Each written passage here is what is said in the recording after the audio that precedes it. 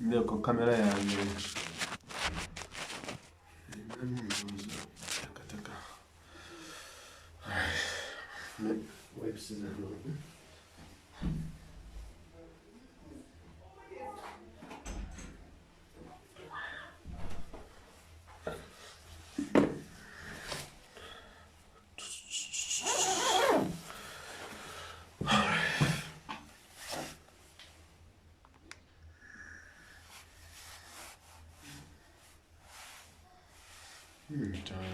Storage. Right. That should be fine.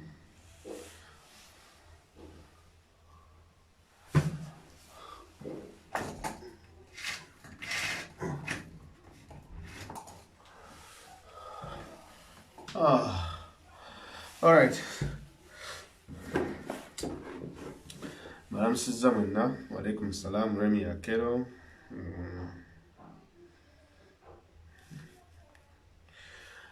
Mwenna balamusizaako musibye mutya.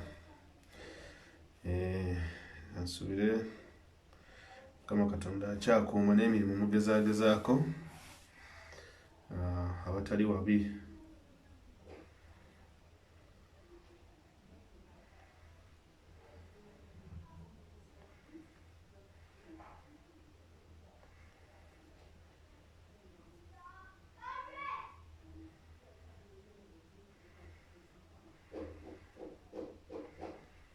Okay. Kansooke ntwale omukisa guno okuvumirira ebikolwa ebya Uganda Police. Network obeeri etya ndeeko na network yange gina lyoza nembeera ku network enfu nokyusa network eno katono nnyo tumubaako. Just change this network. Nsooke nvumirira ebikolwa ebyakoleddwa police ne bannamu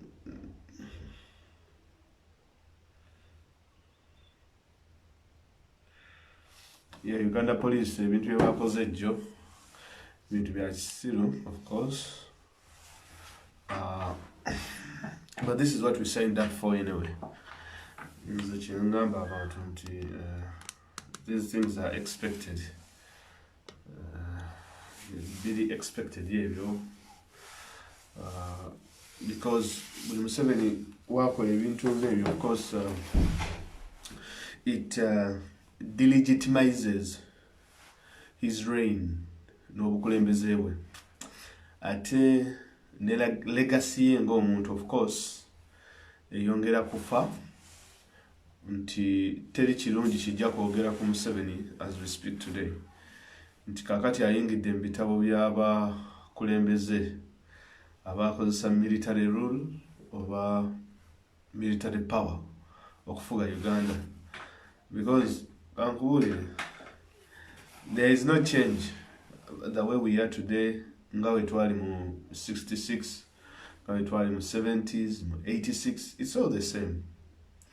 That is why nti bana abasajja batuyambako okuba nti they are actually building a case for us eyokuba nti ddala bannayuganda enkyukakyuka actually eri long overdue, nti twandibadde twakyusakyusa dde obukulembeze.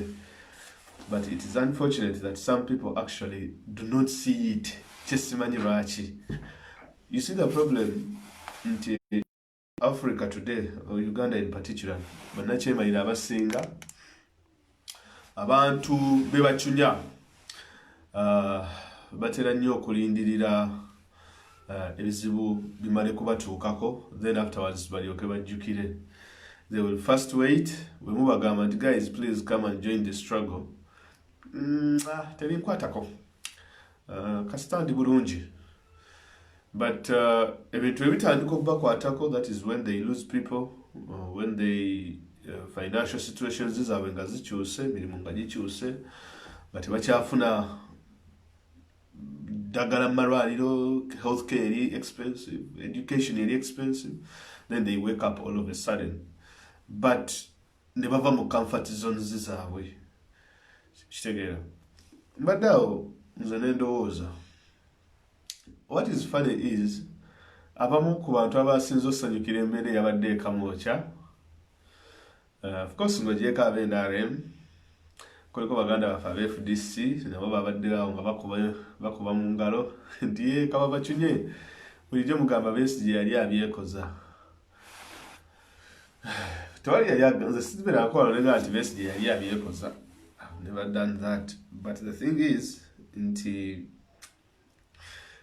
mwe muwage whatever NRM, whatever every party of pondos and the like muwage naye nze nalabye lesson emu waliwo omuvubuka gwe bayita Ronnie Nabassa eyafiiridde Kabenje ku Masaka emmotoka ye yakubye hamp n'egwa mu lutobazi ye ne mukyala we ne bafiira mu Kabenje.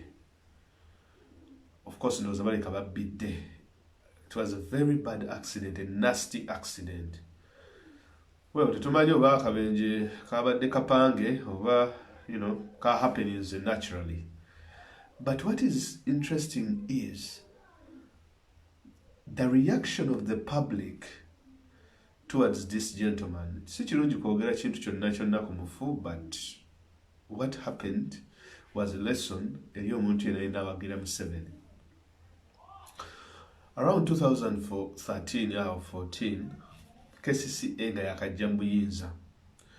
Waliwo omusajja gwe baalonda baali bamuyita Agaba ne bamukwasa enforcement ey'okusengula abantu mu road reserves n'okuba abantu okubajja mu butale okuggalawo kiosks and so on and so forth.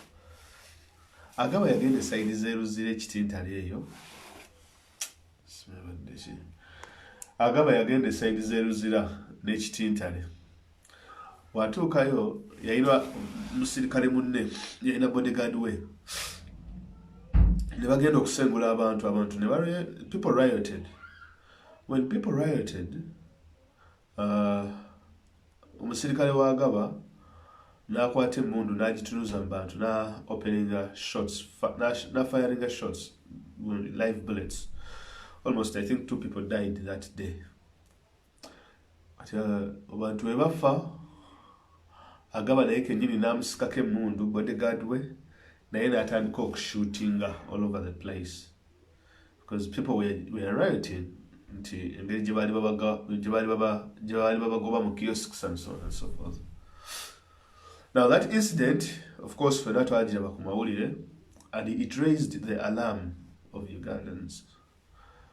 Ebyavaamu Agaba yalina okuwummuzibwa okuggyibwa ku mulimu gwa KCCA for a certain period of time naye n'asigala nga asasulwa.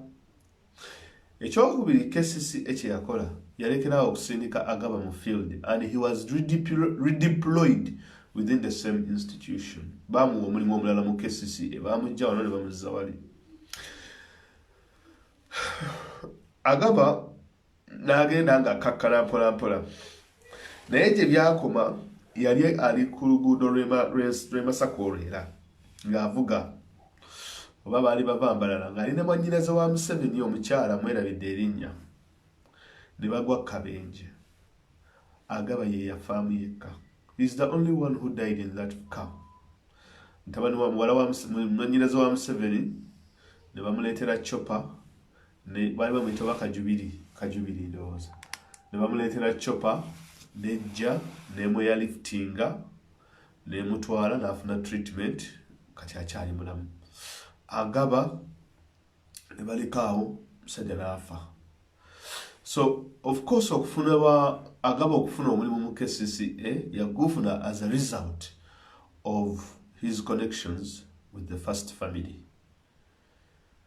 N'atuuka eri n'alowooza nti w'amaanyi n'akola bye yakola abantu. In the end, wallahi kasita yafa, the things people said about Agaba were not good. Ffe mu ddiini gye nzikirizaamu batugamba omuntu yenna w'olabira omuntu nti ddala where he's going, things might be good for him or her. It is what the people abasigaddewo bye bamwogerako ng'omuntu oyo agenze.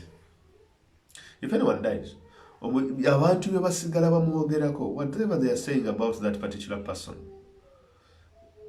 it's kind of a determinant on what is going to happen where this person has headed. Well, fela tukola repentance ne twenenye eri Katonda, which is good. Naye tukola ebyobufuzi bino, tukola ebintu bino bye tukola, naye temuzannyira nga ku dduwa z'abantu, people's prayers. Mazima go gali nti government elumiza nnyo abantu. People are very disgruntled. Abantu battiddwa, abantu bakubiddwa, abantu basibibwa kiro na misana. Kati Muganda waffe omulala NRM, Ronnie Nabasa, whatever, Ronnie Nabasa, yafudde in a car accident with the wife. He was part of NUP, People Power, which is not bad. Then in na crossing agenda mu NRM, tandika okukanyuga ebigambo. But what is funny for me is nti oliwo obanga oliwo NRM, ng'obaddewo NRM, I have no problem with that. Gwe nawe ovuma Kyagulanyi n'omuwemula, I do not care.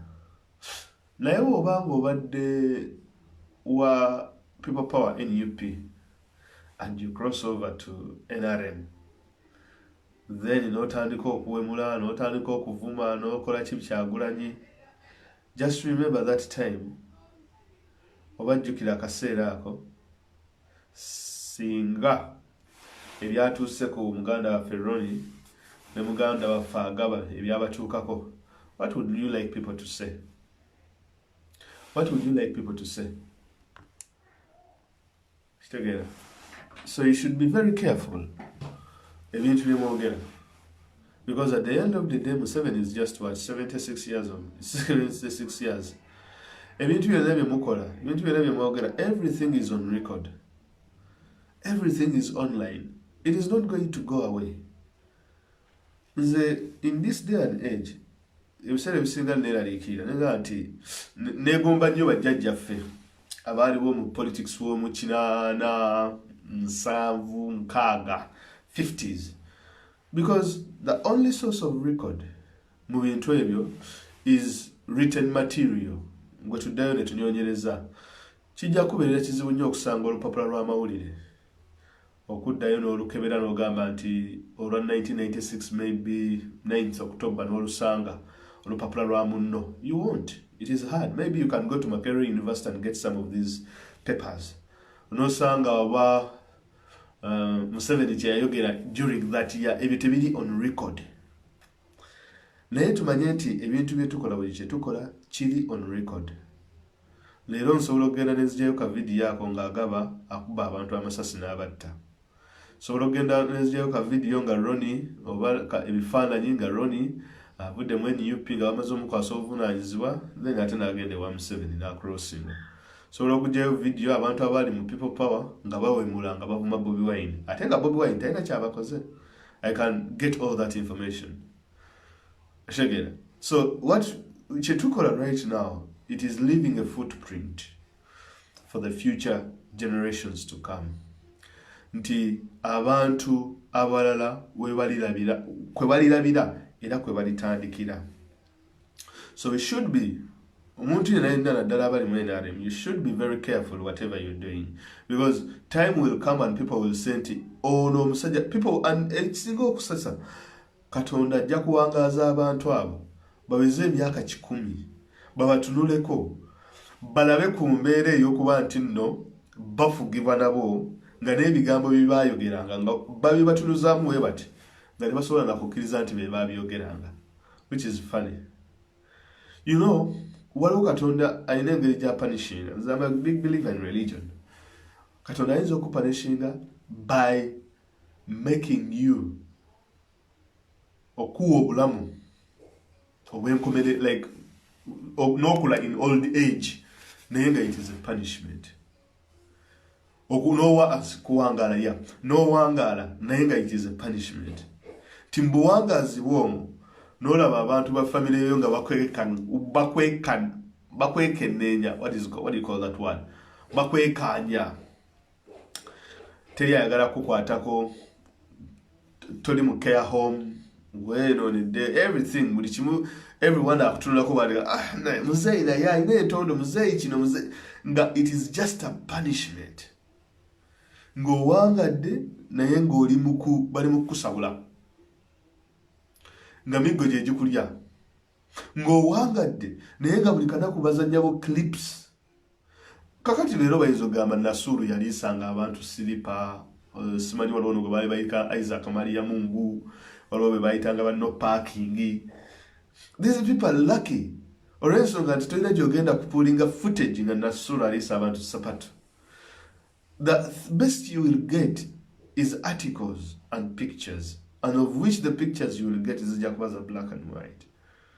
But today, I'm telling you today, ojja kuwangaloweza emyaka 9 bakulage emyaka gya 3 myaka gyana nga bwe wadda ku TV n'owemula abantu abaali balwanirira embeera ennungi n'enkyukakyuka mu Uganda. Ku myaka gye 9, just imagine looking at all that kind of thing, footprint gye waleka emabegawo ng'olina n'abazzukulu n'abazzukuza nga tebasobola kukyegaana nti ddala tewakikola, nga tebasobola kukyegaana nti tewaleetera bantu kufa, nga tebasobola kukyegaana nti gwe wakomandinga n'ogenda ne mukuba abantu amasasi ekamwokya, gwe wakomandinga ne mugenda ne muravaginga offices z'opposition ekamwokya, nga tosobola kyegaana. It is there on record 40 years from now. Kirituuka ekiseera nga n'abafamily yo bagamba oba n'abantu nga bagamba okay fine byamutuukako naye byali bimugwanidde olw'ensonga the proof is there. How will he escaping muti ekyo? You cannot escape it. Kyova olaba olunaku olwaleero nze ntudde ne ndowooza naga nti 2021 tugenda mu kalulu fine. Naye baganda baffe aba-FDC basanyuse nnyo kasita balabye nga balumbye offices zaffe batutte emikono gyaffe bla bla bla. Ne bagamba yes that's fine kabalabe aba people power bulijjo beepanka nega kale. Negamba okay fine. If at all we didn't have NUP, if at all we didn't have Bobi Wine, if at all we didn't have people power, where will we be in politics today? Would these 5 years be wasted? Would these 5 years be business as normal? Would it be business as normal? Maybe it would be business as normal. But just imagine these 5 years. Omuntu abadde leading the opposition for all this time. Nga yagaye tagenda kustandinga. So it meant we don't have anything to look up to come 2021. It meant that Besigye was not coming in 2021. And the choices we had for presidency come 2021 is Patrick Amuri Yachoboy, Mugisha Muntu, Tumukunde, Joseph Kableta, Charles Romushana. And those are the people who are standing against Museveni. Ladies and gentlemen, if that is what we had, that is minus looking at Bobi Wine and people, because most of these people are claiming NUP, people power, Bobi Wine, kati opposition. Okay, fine. Wetuba nga fe tujononye, nga fe tubitadde, fe tubiononye ebintu. Okay, let us envision a situation singa Honorable Kyagulanyi teyajjambya bufuzi. That is, okulaba the equation. Singa yayitaze, singa NUP yali teriiwo, singa people power yali teriiwo. Should we think that singa people power yali teriiwo, singa Bobi Wine yali teriiwo, Besigye would not have hanged his boots? Ez'okwesimbawo? Because Besigye had already decided nti tagenda kuddamu bino bintu byakwesimbawo kumalira abantu budde, which was good. Now, wetumanya nti Besigye tagenda kwesimbawo, it means that there was a vacuum. Because yabadde atulalinga for the past almost 4 bisanjas. Nga yatukungaanya ffenna. Ate ng'omuliro tugufuna mu kaseera kano nga tugenda kulonda. But a few years back, oba myaka ng'esatu, within after the previous election, nga tewabaawo bbugumu lya byabufuzi. Naye Bobi Wine okuva we yajja mu 2017, he has held the candle up to 2020. Guys, that is a long time. It's a long time to keep that spirit up. It is a long time to keep the fire burning. And it takes a lot of courage. It takes a lot of energy. Do you think Patrick Amuriato Boy would have held that spirit, would have held that courage for all that long? And how would Patrick Amuriato Boy shine? I mean, how would he shine ngachali mu shadow ya Besigye? It was never going to happen. Muganda fe Gregory Mugisha Muntu, of course naye ekintu akirimu, but still is not a candidate that has been accepted. He's not a candidate that can lure people, that can get people interested in politics. He's not a candidate that can get people to understand and pay attention ku bintu ebya bulijjo ebibaluma. He's not a candidate that can go and get people out of their beds and go and vote. The same applies to Tumukunde. Is very unpopular. So those are the choices you have 2020. What would you have done? You have one, Patrick Amuriato Boy as your candidate. Second, you have Gregory Mugisha Muntu. Third, you have Joseph Kableta. Then Charles Rumushana. And the other one is Mugisha. Oh, who is the other guy? Yeah, Oyo. Mugisha Muntu. Mugisha Muntu? Yeah, Mugisha Muntu. How would it have been? Because it's a today. Because people just don't understand. Omukisa gwe muyina oba omukisa gwe tufunye in this day and time. Nti tulina omuntu akoze kye tuyita awakening oba okuzuukusa bannayuganda n'atujja mu silamba. All of a sudden kati people are really committed to the struggle. People are really committed. Nti Besigye abadde atuuse ekiseera nga ali ku gundi diminishing returns nga takyadda nga bantu bakikoye, it is too much, nga mwetaaga maanyi mapya. Everyone would have seen this, but people are not seeing this. Tebakiraba, unfortunately. And that is why we sent we're too wasting our opportunity. It might not come back around so easily. Because let me tell you one thing, the bar has been raised so high by Honorable Kyagulanyi, unfortunately. The bar is so high that your muntu agenda okudda oba omuntu yenna ayagala okutwala ekifo kya Kyagulanyi. Sigamba nti waliwo ayagala okitwala. But this is just my analysis. If anyone is to take his position, I don't know what you're going to do. I don't know what you are really going to do. The bar is really like twice or thrice high, very high, unfortunately. Omuntu asobola ogenda na electrifying all regions in Uganda, na getting all people interested is not easy to find.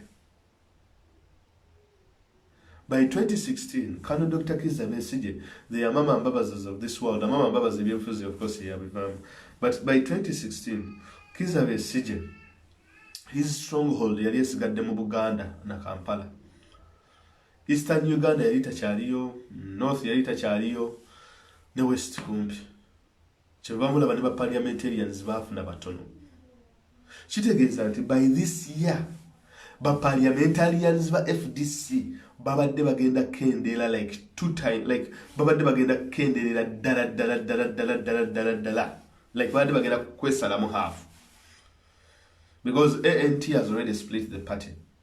ANT has already split the opposition. For me, what is funny is for people abali mibina nga FDC to complain about NUP. Nga tewali babaka bava mu FDC ne bayingira NUP. Simanyi waje bali. I've not seen any. You can remind me. But Chemani is this. Inti ANT chichibine ekyayawuzamu FDC. If FDC is to blame anyone for their decline, it should be ANT. Why am I talking about FDC in this day and age? Lwaki njogera ku FDC ng'ejjo NRM yazze n'etulumba n'ekuba offices zaffe na biki? The reason as to why I'm talking about FDC is because nti their mockery, bayigiriza nnyo okola mockery n'okulaga nga ffe abali ba amateurs n'okulaga ngaffe abatalina kye tumanyi tetulina kye tukoledde struggle kye tukoze it is just kwonoona bwonoonyi struggle kwonoona bwonoonyi mugendo guno and so on and so forth. On the other hand, they have not provided tebataddewo avenues kugamba nti okay fine people power, this is what you should have done. They do not say that. But what they do is they always wait for a moment and always stand with the oppressor. Most of them, not all of them, but some of them, abata reasoning. Nti Bobi Wine bamukubye, Bobi Wine kati yadduse, Bobi Wine banyonya, that is all they are looking for. Nti kati Bobi Wine yadduse, tabaddeyo anga bakwata abaana, kakati ka office bakalumbya bulijjo mugamba Besigye yeekoza. Those are the things we balimu. But they do not understand. Inti Bobi Wine has given them a second lifeline. Abawadde a second chance. His coming actually has renovated the FDC to give them a second life.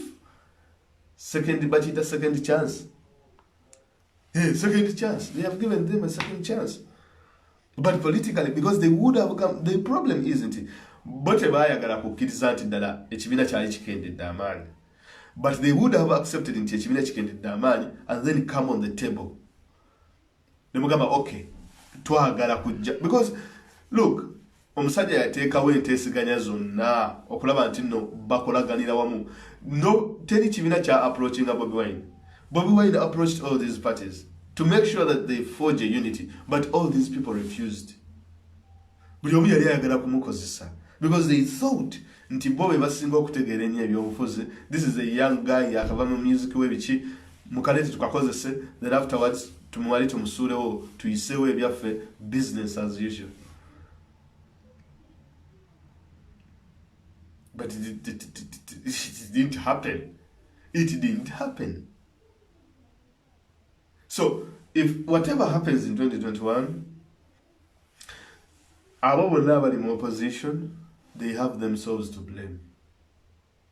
The success of NUP, the success of People Power, the success of Gundi, ensonga lwaki abantu bagiwalana, it is because if People Power has managed, NUP has managed, Honorable Kyagulanyi has managed to beat all the odds.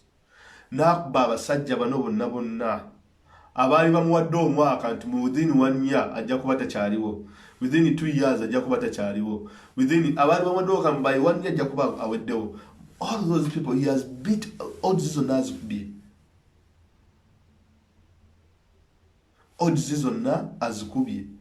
Kusooka bayimirira wamu n'ebibiina by'NRM n'abalala, teyasoma, anywa enjaga, munywi wa njaga, muyaayi, mubbi, si wa ghetto, amajja ge simanyi biki byonna, simanyi yazaala bakyala ab'ebweru, balumbye abaana be, balumbye famire ye, balumbye everyone, buli omu bamulumbye bamumazeeyo.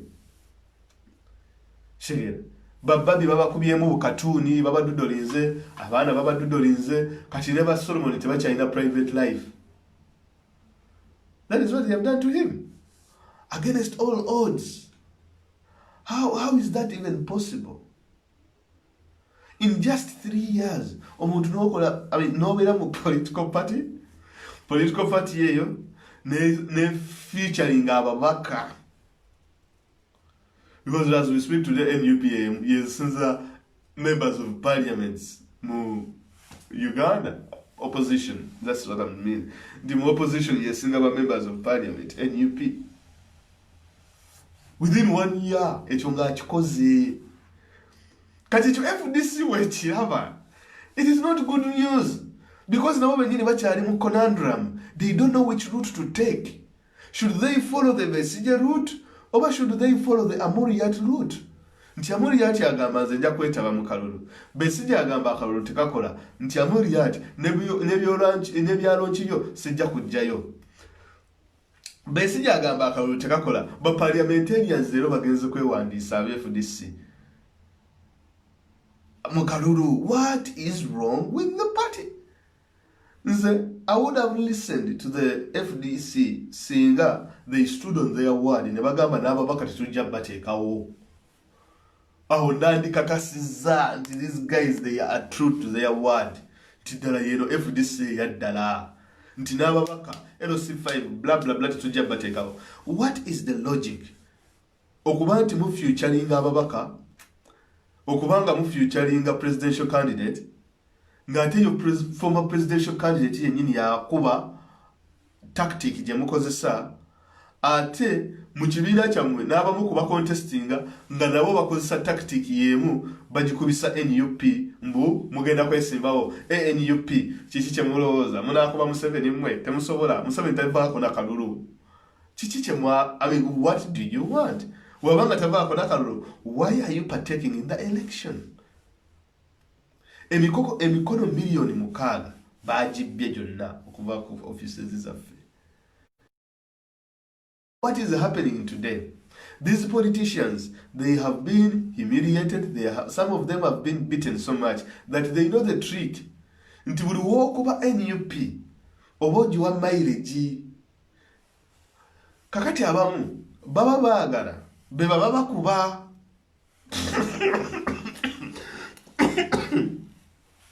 Abamu baagala be baba bakola ki?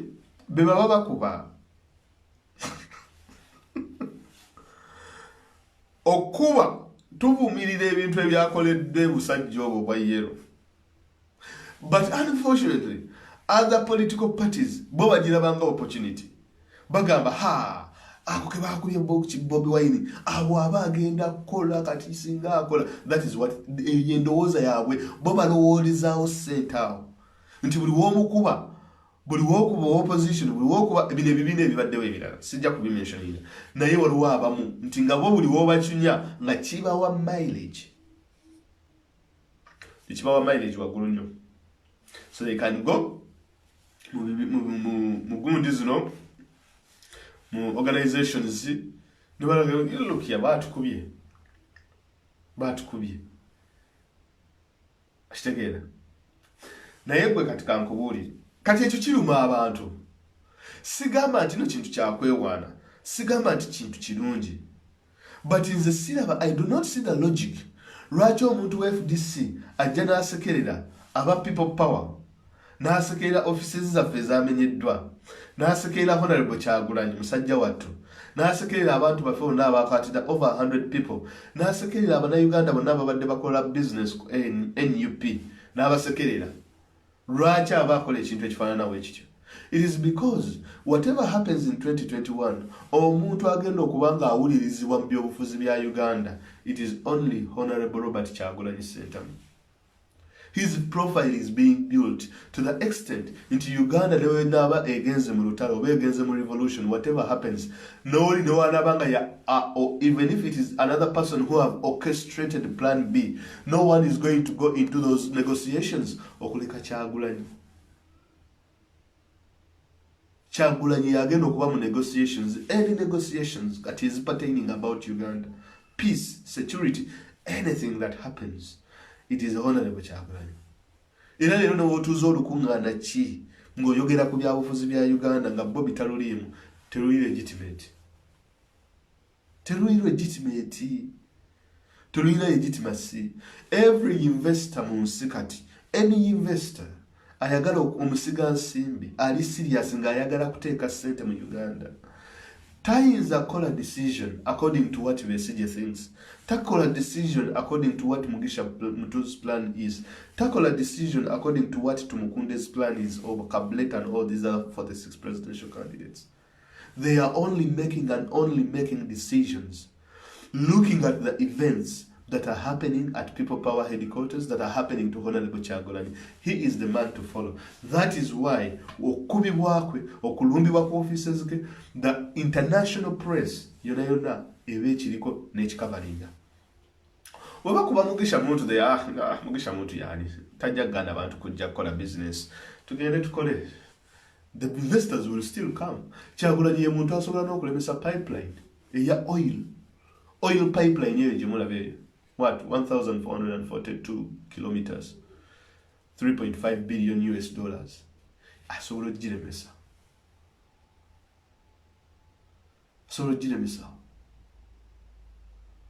Anything.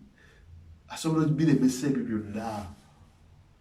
So he's the man nti gwe muyita omuyaaye tasobola kufuga, talina skills zifuga, mubbi, bivetting bye yakola tebiriiyo, ebyaba candidates simanyi biki.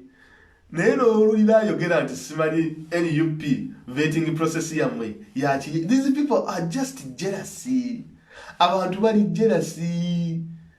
Nze nali sikimanyi nti bannange okulwanyisa Nakyemalira okumuggyako si kye kisinga okuba ekizibu. Ekisinga okuba ekizibu ate kulwanyisa bano ababadde beeyita nti bali mu opposition. That is the biggest battle. Because if you take all of those people away action, ne mubakwata bonna ne mubasiba, ne musooka ne mubateeka mu kkomera, then ne mugenda ku front line ne mulwana, then ne mukomawo ne mubasumulula, awo ne mubagamba, you know what, mutusonyiwe ebyaliwo buli omu akwate kyakwata atambula agende. Because some people are not supposed to speak mu kaseera kano ke tulimu.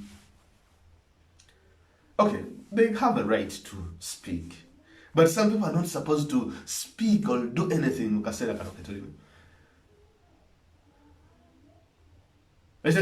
Because these people tebalina kintu kyamagezi kibagenda kuvaayo boogere. Kakati oli ugobamye tiketi, gwe lwaki oba olumirirwa gwe atali mu kibiina kyaffe? Lwaki togenda n'okola ekibiina kyo n'omuwa tiketi? Gwe wakatambulira ku tiketi eya independent okumala ebisanja 2-3. Lwaki gwe togenda oli gwe bamye tiketi n'ogikwata n'ogimuwa gwe oba olaba nti ye yakoze nnyo? Oyo yakola ennyo mu parliament yawedde, mubakwate mugende mubawe tiketi zammwe ez'obwa independent oba ez'obwa kyebirala, mubawe tiketi zammwe. Ffe betwawadde. But all these people are just jealousy. Nti beeraba mu mbeera nti Kyagulanyi omwana eyakajja ku blog waali Bobi webandibadde, like by the Nsara, it is called Nsara, nti that is where we should have been. But of course Katonda teyakkiriza. Gwe okubanga buli kintu ekikwatagana ku Uganda, tourism, mafuta, biki, ezo zonna decisions nga Bobi yagenda zikola. Shwira. Ndakonda byo.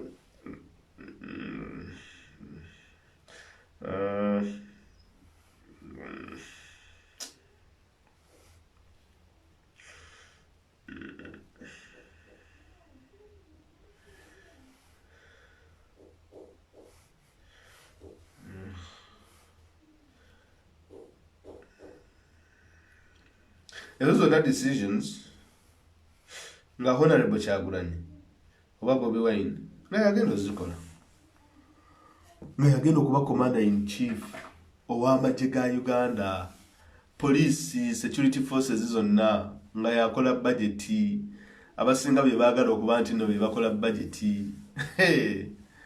44 trillion muziyita ntono.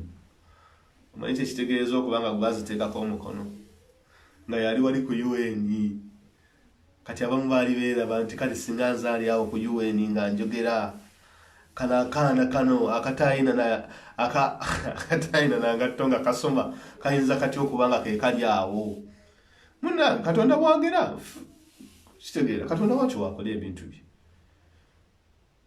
Nga yagenda mu conference nga ye regional peacemaker, yatuuza ab'e Kenya, n'atuuza ba Magufuli, n'atuuza ab'e Congo, nga gwe babuuza Kyagulanyi ki ekiriwo tukoze tutya mu region yoyo, kati gwe bagenda okubuuza. Naye mwe muzanyisa ebintu bya Katonda. Omusajja alwanya emyaka 2. Ekintu kye mukimukubeko busu. Mukulu baganda baffe. Omusajja naffe siffe twamuleeta. Shegera, siffe twamuleeta. Katonda yamutukubako, najja, ekintu n'akiyingira. In fact yatuyamba kuba mu kaseera mwe twali tunyonyera omununuzi. Musajja ne yejjayo kubanga kukiriza Ghana Besigye yayita dda mu 2016, ye yali amaze okulangirira nti tabiddamu. Kati Mezaya Besigye we yali agenze, kati ani gwe twali tuyinza okuzza waawo. ozeewo oboyi, ozeewo muntu, ozeewo tumukunde n'abaana abalala bonna Mbabazi yajja ne kigaana. Buli muntu ayakolako mu gavumenti ya Museveni, it is hard abantu okuba nga bamutrustinga, it is hard abantu okuba nga barwalinga arwalinga oba n'aleeta support eri mu bantu nejja temuka tejja. So ebyakoleddwa ekamwokya, okubba t-shirt z'abaana ne babba simanyi enkofiira berets ne babba, you see, zengera n'enseka.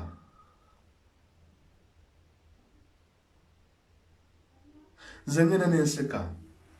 Wabanga Kyagulanyi talina maanyi nga muyaaye munywi wanjaga, abasajja babadde almost 50 men, everyone with an AK-47 rifle. Buli omu nga alina AK-47 rifle. Naye nga webazze tewali muntu alina yadde n'omuggo oba ne butida. No one has butida. Nga tewali alina yadde ne butida. Ne bajja with AK-47 rifles. Over 60 armed police officers. Ne bagenda ne bakwata abantu ababadde beekolera emirimu gyabwe, abakeera okuyooyoota ekifaananyi kya Bobi Wine na biki. Kambabuulire bannange, ate kino ekintu nze kankibabuulire, olaba ebyobufuzi, there are undertones in our country. Uganda is on a time bomb. There's no decisions but investors ze bazidependingako ne bagamba banaye tuteeke ssente mu Uganda oba nedda. Uganda eri very fragile. It is a very fragile state. Nsi eringa giraasi nti bw'ogiteera bw'oti neegwa eyatika. Eyatika. Si ensi gy'osobola okuteekamu ssente zo n'ogiinvestingamu. Kitegeera? Kubanga kantu katono nnyo bwe kati. Kambabuulire, kampani z'amafuta zandibadde ziri Kampala awo nga zirwana okusuguukulula amafuta gaffe ago. Bandibadde balwana nnyo okufuna amafuta agali awo egundi ebunyoro. Ni okubanga tulina companies bbiri ate nga zonna z'abayaayi, Total ne Sinok, be bokka abali mu mafuta ga Uganda, abalala tebaagala kumanya. They don't want to know. Amafuta gana ntwale. Gavumenti yaffe yafuuka gavumenti y'abaddiira. Nti international mafias abakulembeze abaagala okukusa ebyokulwanyisa arms deals biki ebyo oba munyonyola obusirikale obwagala okukola obusente obw'amangu tubusindike Somalia bugende bufiire eyo, babatwala Somalia abasirikale. We babatwala Somalia, Museveni ne banne bali mu under the AMISOM.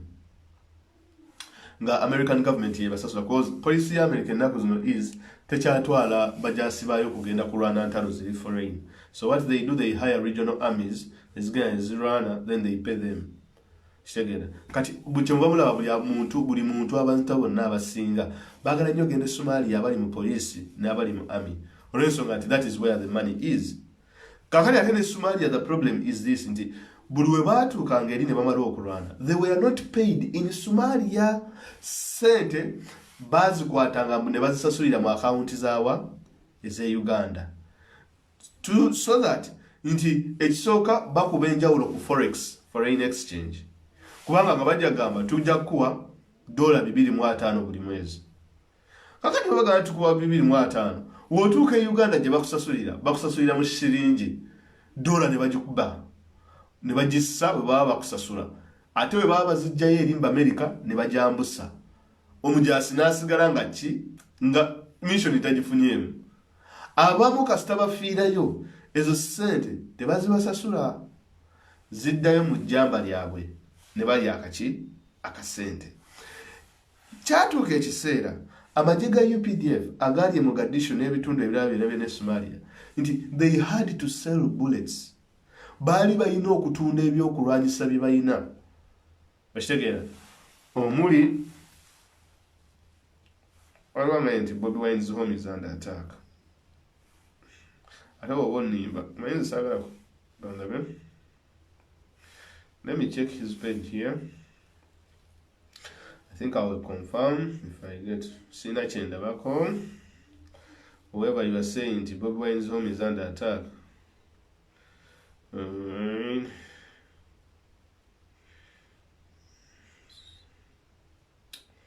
I'm Obama, people power enough to be very, very paranoid. You say everything.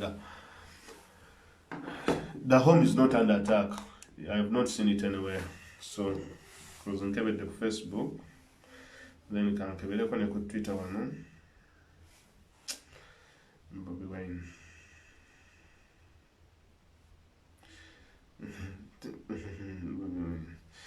The home is under attack. Okay. The home is not okay.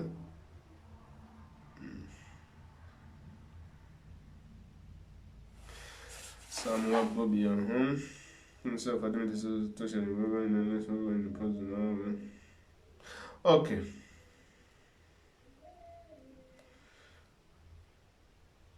Okay, they are saying What watch end about no? Bobi Wine's home is under attack. Some people are saying they have broken into his home right now. Museveni deployed military attack. Okay. Okay. This is really beyond the dictator. It is in total panic for real. This is not just Bobi Wine's home. I'm sure we have a neighbor, Babida Banabo, because we have received numerous calls reporting the same story. It is Museveni has deployed drones with surveillance cameras in space at Bobi Wine's home. Okay. This is really beyond. Okay. Chigambi want what drone. Chemani is there is drone. What drone your uwe waka. But I will confirm the news when he puts it on Wawanga page. So it is just drones, I think so. It's not that which fan and about to Facebook, sorry, on Twitter. You see that small thing, color it yako. So some people are saying, you see that color it, yeah? So some people are trying to say, waroka drone ya kali mukubukire wa Bobi Wine wakawe. That's what they are saying.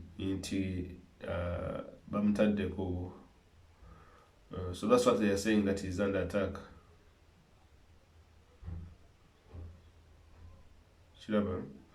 So far that's what I've managed to source, but we shall see. Alright, Bobi Wine is under attack as his home breaking. Okay, got some. Legit.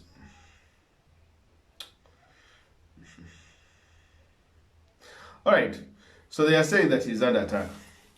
Now, I'm going to one on.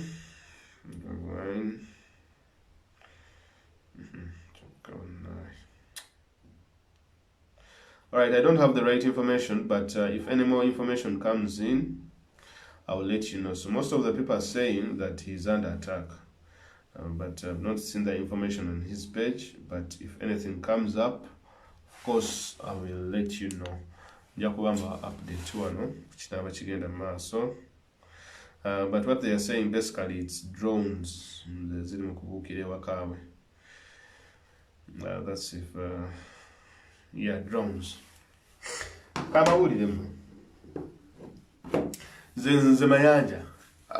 don't know anyone else, but what I think or what I know is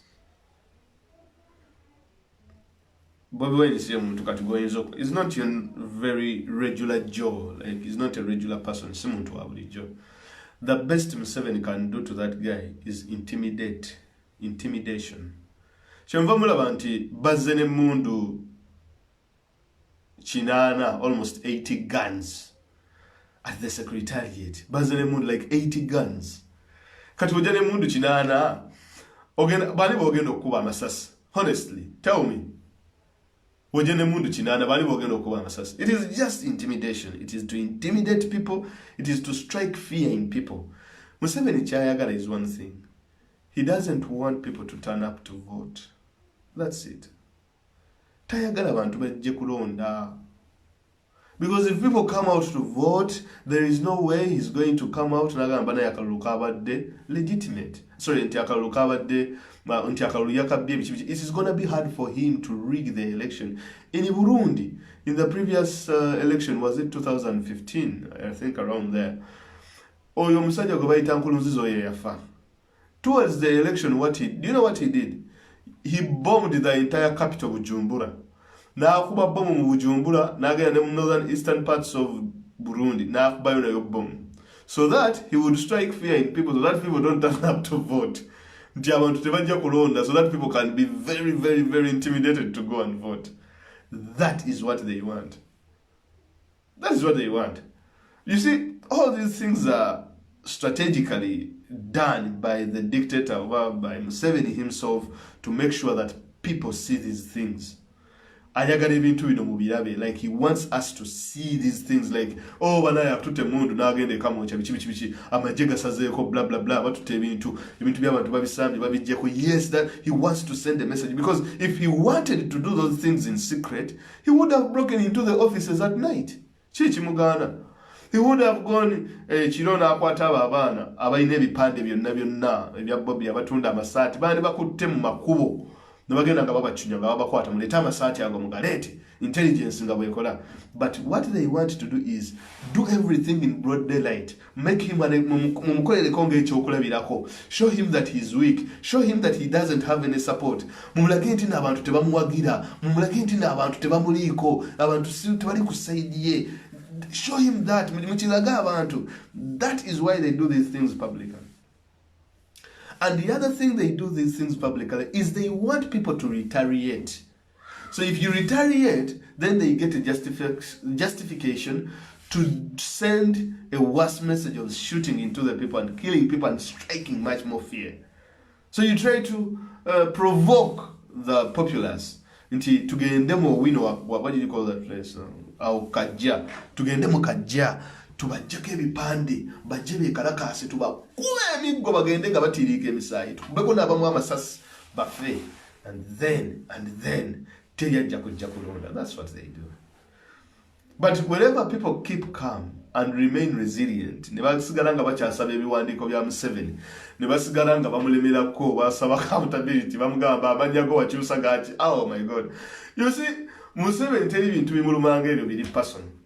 Omugamba okyati teyasoma. How can you say to Museveni teyasoma? Those things may be more dictated. Dictator is more, sorry, be able to bakulembeze whatever Museveni is the dictator. You may not be able. Nti oyinza omwogerera kino. Nti look here. Oba oli muli wanguzi wabbe enguzi biki ekyo tekiruma.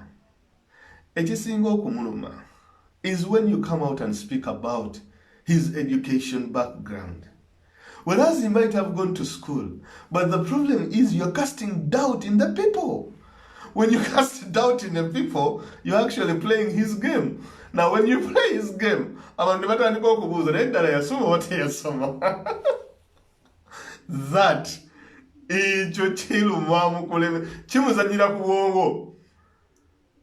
it is Kashola bagenda North Korea. Bagenda ne baganti King Jong oyo jajja wono aliko eyasooka bali abali mu North Korea no bagamba mbu yawandiika ebitabo simanye 10 balina kituyita state propaganda oyo shegere nti balina propaganda waabwe nti oba yawandiika ebitabo 10 mbu simanyi ye katonda ye biki cult of personality ezo ezityo. Now if you come and demystify those cult personalities, ne bitandika okuleta doubt into people's hearts. So people start to be like, okay, there was some of say. And the problem of education, Mufamile Museveni, it is not new. Everyone in Museveni's household has been questioned about their education and in politics. His wife, as well as their son, Muhoozi Kainerugaba, because Kainerugaba they sent, he went to Sandhurst. Mwafosinga ne Kainerugaba okuba nti najjayo n'ekifaananyi kye yeekubisa ng'ali Sandhurst mbw'asoma. Naye still people brought up more information ne bagamba nti okay, teyagraduatinga, because we all know Museveni is one good person who is good at throwing parties. singa Kainerugaba yali graduating from Sandhurst, of course yali making a national issue. This family has been a family of shortcuts, and now the shortcuts are catching up with them. So if you try to go out there and hold them accountable, the wrath, that is why at this point these questions should have been asked by the retired Colonel Dr. Kizza Besigye whenever we held the torch for our liberation and our struggle in the country. Because Besigye was his personal doctor and he knew everything about Museveni. He would have asked about his names. Cesara we yabagamba nti oyo guy bamuyita Tibuhabura. Does he still call himself that name? Museveni grew up in Byanyima, Muzeyi Byanyima's household. We are kulile wa Muzeyi Byanyima. And that is where he met Winnie. And Museveni fell in love with Winnie. No bagendera mu nseko. But afterwards, him and Besigye, according to the Gundi, why they fell out is because Besigye, of course, becoming a very yawangula omutima gwa Winnie.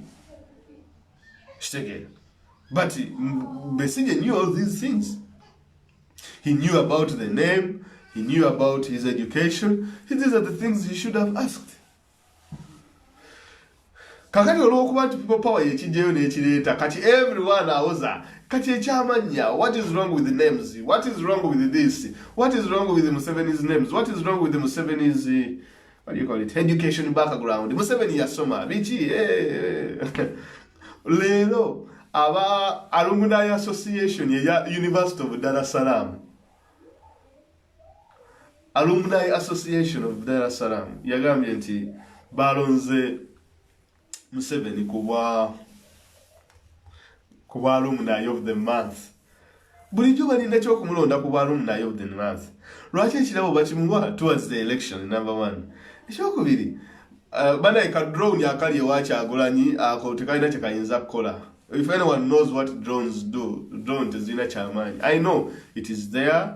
It is trying to spy on our future president. Naye terina kyegenda mukola. Kambabulire, there is nothing, absolutely nothing, sure, they can do to Honorable Kyagulanyi Ssentamu. Toyina kyosobola mukola. Olunaku lw'ejjo almost 20 international newspapers zamuwandiseeko. 20 international newspapers zamuwandiseeko ku kyabadde Kamwokya.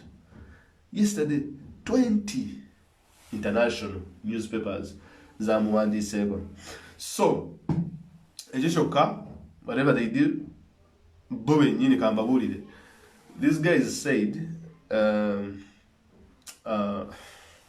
cancel can update you if there is anything more new to the chicken mass. So I got a new kugenda kubya here set. Younger money. But if it is happening, that is bad. But we're not getting the mass on the welfare. Alright. But I don't see any news on his page where he says that he's under attack. Whereas, it might be right, Shichigana, but breaking news, police basazeyo kama kaga Bobi Wine bali mu kusala gate ye baagala kuyingira. Okay, someone is saying that they are bali wakawe basaze gate. I do not confirm, simanyo babino bituufu.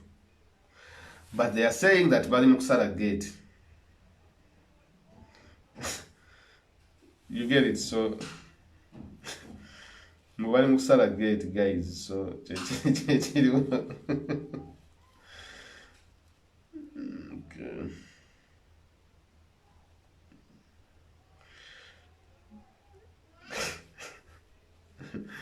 Saga kwefuula asekera ku live naye bagamba abamu waliwo drones ewaka, abalala bagamba bali mu kusala gate. But I'm very sure he will be alive tomorrow, and for as long as obulamu bwe buli, that's all. I'm very sure he will be alive tomorrow. So anyways, kangende maaso n'ekyange kyensomesa. So any update enebezze nja kubategeeza. Some people are just saying Bobi Wine is not safe, blah blah blah. Bali mukusala gate, drones zibuka here and there. Okay. Tujja kulaba encha. Sorry, tujja kulaba. Keeping an eye, just nyonya mukutu guli credible enough that I can rely on to confirm the news. So what I have now is hearsay.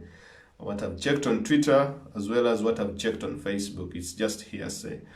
When Funo Mukutu nga guli credible, they have the information. Obanga dala Bobi Wine ajipostinze over Nubian Lee, over NUP official, over I don't know if NUP official has posted anything, but to my understanding, nothing I've seen from NUP official. So because at times people abatali abantu babulijjo basobola okuba ne information nga eri credible still naye nga zino platforms and that zinaba zigifulumya. So now when that happens, just obolinda nti emikutu emirala egiba gikoze extra research nezikubuulira, that is kijamu kigenda beyond reasonable doubt. That's what I think. So what I'm trying to look at here, it's just a few activists abaganti is not safe, which is fine, but I'm just waiting for a more credible platform to put the news out, and then I would maybe confirm it. But I cannot confirm that he is not safe, and I cannot confirm that the drones are not there. Neither can I deny, but I'm just waiting for a more credible source to come up with the information, and I will confirm it that they are actually cutting his gates. I don't think that Bobi Wine, if they are cutting his gates, unless if he's writing something up. Because I think it was instant like this, and then we got the news. But I'm just waiting to see that whatever is happening, then I will let you guys know. But at the moment, enough now update Gamba into he's not safe. Okay. Maddewa mbyera bintu byembaddeko. Ekiriwo kyembadde mbagamba kye kino nti manya nti bwe nkwasaganya ebintu bingi neerabira byembaddeko, but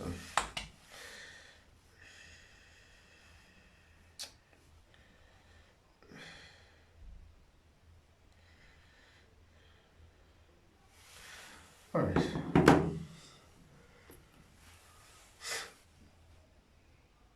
Maddewa. Okay. So kyembadde mbagamba kye kino guys nti Museveni n'ebyokusoma kwe ebyo ebintu besije ebyandibadde yakoledda. He should have known how to fight this guy. Ono guy togenda just mutekinga oni nti simanyi biki plan B blah blah blah.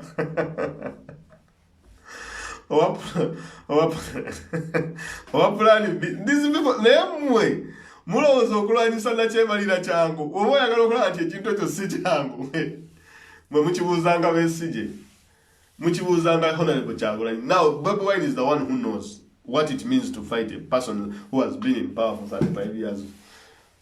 Besigye yatugamba last year, but one nebirigwa nti by this year bajja kuba balayira. By this year bajja kuba balayira. Shwira. Naye omwaka gugenza okuggwako nga kye twambala emyaka ebiri nga tukola ekyokunga abantu okufuna endagamuntu ogenda okwewandiisa okulonda nga bwate kye bayingiridde kye baagala ate okukozesa okwesigaza mu buyinza whatever obaka okutwala obuyinza. Ate nga mu kutwala obuyinza mukama waabwe yennyini Besigye yali agamba abantu temugenda kulonda. Do not go to the polls. Do not go to the polls. That's what he's saying them. So kyembagamba nti okulwanyisa nakyemalira, it is not an easy job. It is a tough job.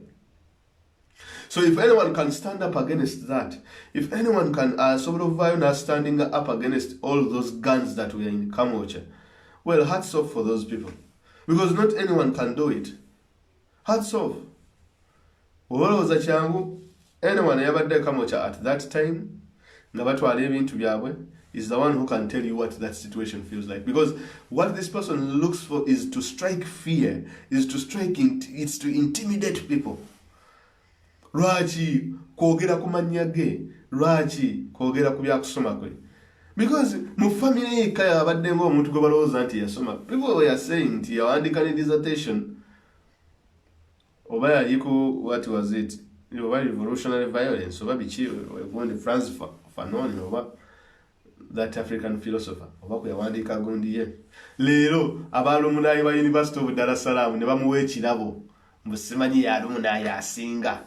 Lujuza aba Nigeria yajja wano UK this last year ndowooza aba Nigeria ne bamuwa ekirabo ng'ekya president yakyasinza okulwanirira Pan-Africanism.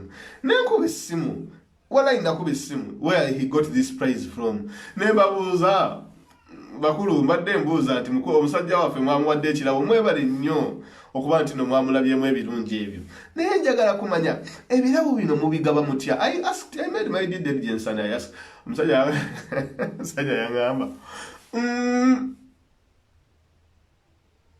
akakiiko akakola kugaba ebirabo tekaliiwo naye ngenda kuddamu nkubire nawe nkubireko mu dakiika 3 wakayitawo omwaka gumu n'ekitundu omusajja taddanga mukunkubira. Mujjukira ekirabo kye baba Museveni wano UK musimanyi is the president of Ubichi. I called the organization nagenda ogiraba nga yaba Nigeria.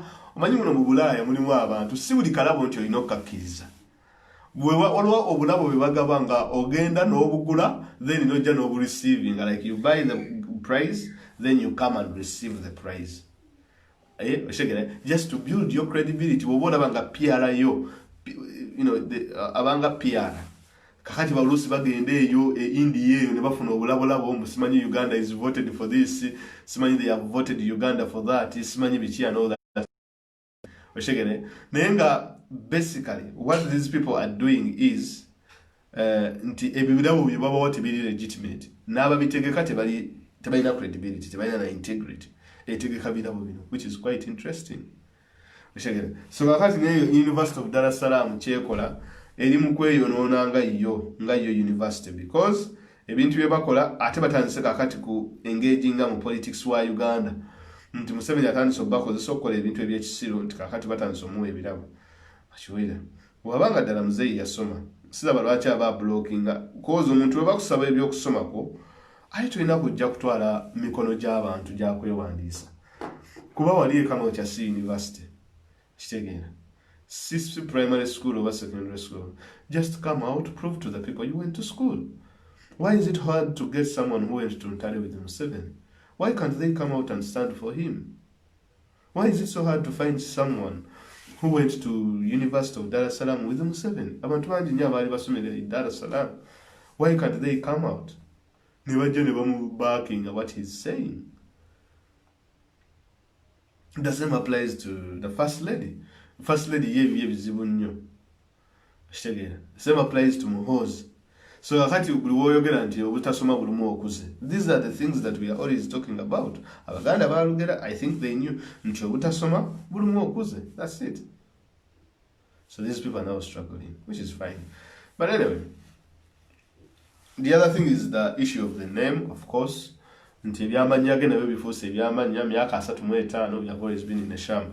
But anyway, regardless of that, fetujja kusigala nga tugenda maaso n'okusomesa ensi n'okwogera ebigenda maaso wonna wali naye amagye kye gaakoze ekintu ekyo kibi nnyo olw'ensonga nti kiraga nti for anyone okufuga Uganda kati naddala ng'ava oba ng'asikidde Museveni ayina kukozesa magye, ayina kukozesa security. Nti okufuga in NRM, they are both inseparable from the security apparatus. Kati buli woba ng'ogenda kukozesa army ne police okufuga, it is very bad olw'ensonga nti these people have to be bankrolled all the time. Now, waliwo ebiseera bwe bituuka mu nsi ng'amagye mulina okugasalako oba nga police mulina okugisalako olw'ensonga nti the budget is so high to pay these people as well nti nga temusobola basustaininga. Now wogamba nti n'abasajja abo basaleko ate oleme kubasasula oba oluusi oyinza okufuulinga back on their payment. What they are going to do is they're just going to take over the government. For me, that is my biggest worry. What we are going to do now is you have to rebuild again. We have to build a country governed on the rule of law and constitutionalism. Chief Justice Owini Dolore avuddeyo n'agamba nti ekimu ku kintu kyejjusa kyekyokuba nti nno bajjawo ekkomo ku myaka. Kyekintu kino tebakigazeeti actually bakireka nga kiri open. Nti president oba parliament eyinza okutuula n'ekyusa ekkomo ku myaka oba ekkomo ku bisanja. That is what Owini Dolore said, kati Chief Justice. So that's what he regrets. Is he even serious? Ekyokubiri, ukoizi yagamba nti at least ekintu ky'okukyusa okugjawo ekkomo ku myaka n'ebisanja bandikikoze in terms of a referendum. Ne bakiprotectinga ne bakifuula kizibu nnyo okubanga okola ekintu ekifaanana bwe kityo. Because what Uganda is going, where Uganda is going now is diving deep into a military dictatorship. Because ukasa tugenda into a military dictatorship, if things don't go well in 2021 and another person comes in, possibly if anyone is to take over power, ajja kubanga ava mu military. If they are to take over like in terms of a coup or something of that sort, bagenda kubanga bava mu military. Now, when we dive deep into a military, these people are going to start fighting against each other. That is it. So the only option we have is to make sure as quickly as possible we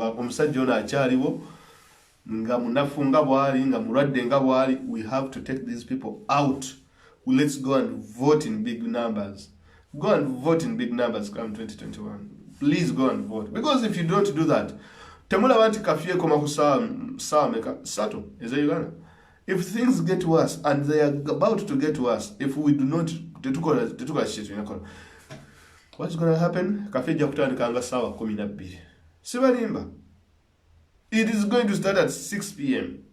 Now rebuilding a nation from that, rebuilding the country from that, because most people say out of chaos comes order.